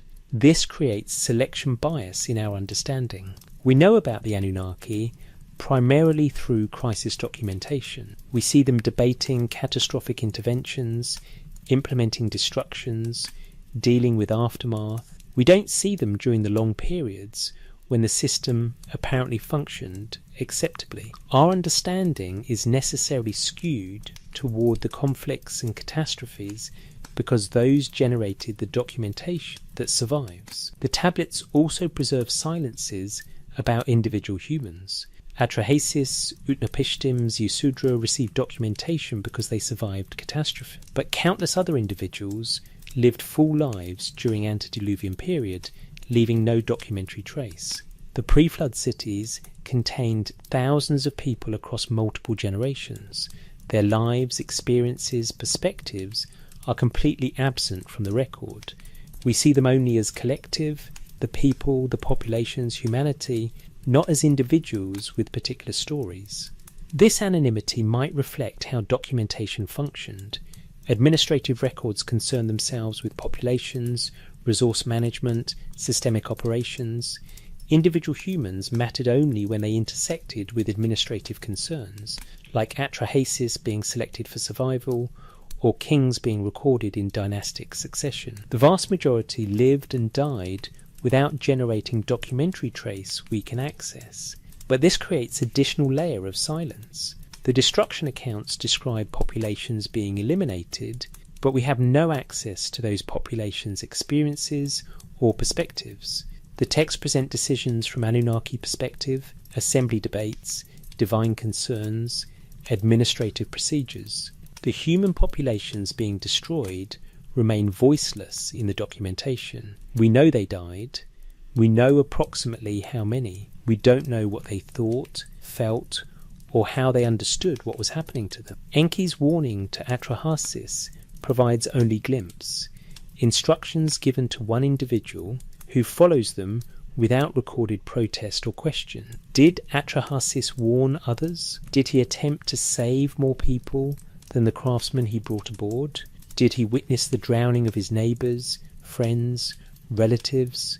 The text records none of this. He builds boat, loads it, survives, makes offerings. His human experience of catastrophe remains unstated. Similarly, The lament for Ur gives voice to goddess Ningal mourning her destroyed city, but the actual people of Ur, those who died in the siege, those who fled as refugees, those who returned to rebuild, remain voiceless. We have extensive documentation about divine response to destruction, but minimal access to human experience of it. This one-sided documentation reflects who controlled archival resources and what they considered worth preserving. The tablets come from temple libraries, palace archives, scribal schools. These institutions served Anunnaki and royal interests. They preserved administrative documentation, not popular experience. The silences reflect institutional bias in what got recorded and preserved. But the silences also suggest limits to what scribes knew or had access to. If texts were pure mythology invented by human scribes, they could fill any gaps with invented detail. But if texts documented actual administrative proceedings scribes observed or learned through institutional channels, they would naturally lack information about internal Anunnaki debates they didn't witness, technical details they weren't privy to, or human experiences they didn't document. Because documentation focused on administrative procedures, the pattern of what's preserved versus what's absent might indicate the text's actual nature. They preserve extensive detail about procedures, assembly structures, authorization protocols, information scribes would have access to if they observed or participated in institutional operations. They lack detail about technical mechanisms, restricted knowledge, and non-administrative human experience. Information scribes wouldn't necessarily have access to, regardless of whether events were historical or mythological. The University of Pennsylvania's vault maintains its temperature and humidity. The British Museum's Mesopotamian galleries display their tablets behind protective glass. The Ashmolean Museum's Weld Blundell prism sits in its climate-controlled case. The physical artefacts continue being preserved with careful attention to conservation. The texts inscribed on them continue being studied, translated, debated, but the silences remain. The damaged sections can't be restored. The unstated details can't be recovered. The missing perspectives can't be reconstructed. We have what survives: substantial documentation about catastrophic events, administrative procedures, assembly structures, and aftermath protocols. We don't have, may never have, complete understanding about what actually occurred, why it occurred precisely that way, or what the full scope of the events encompassed. The question that opened this examination remains unresolved. What made the Anunnaki angry enough to destroy civilizations? The tablets provide answers: noise from excessive populations, inadequate offerings, arrogance from prosperity, but the silences suggest complexity we can't fully reconstruct. What exactly constituted intolerable noise? Why did population thresholds trigger such catastrophic response? What alternative approaches were considered and rejected?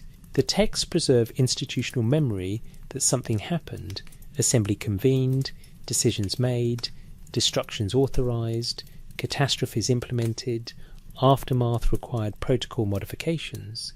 They document this with administrative precision in procedural domains while maintaining silence about technical specifics, human experiences, and complete motivations. Perhaps this is what survives when civilizations preserve their most catastrophic decisions: the procedures followed, the authorities involved, the justifications given, and the outcomes produced. The human cost, the technical details, the full complexity, these might always be the silences between the lines, the gaps in damaged tablets, the information never recorded or deliberately omitted. Lie down. Let your breathing slow. The vault's temperature never varies. The tablets rest in darkness. The words pressed into clay 4,000 years ago remain exactly where they were formed, preserving what was considered important enough to record and protect. The silences surround those words, containing everything that wasn't recorded or was lost to time. If you found this exploration worth your time, a gentle comment mentioning where you listened would be appreciated. But no obligation. Sometimes the questions matter more than the answers, and the silences reveal more than the words. The tablets sit in their vaults. The questions they raise remain open. The documentation of what made the Anunnaki angry enough to destroy civilizations preserves procedures, debates, decisions, everything except complete certainty about what actually occurred and why. Let the mystery rest. Let your thoughts settle. The clay endures. The words endure. And the silence between the lines endures, holding space for what we can't fully know, but can't stop wondering about. Rest now. The questions will wait.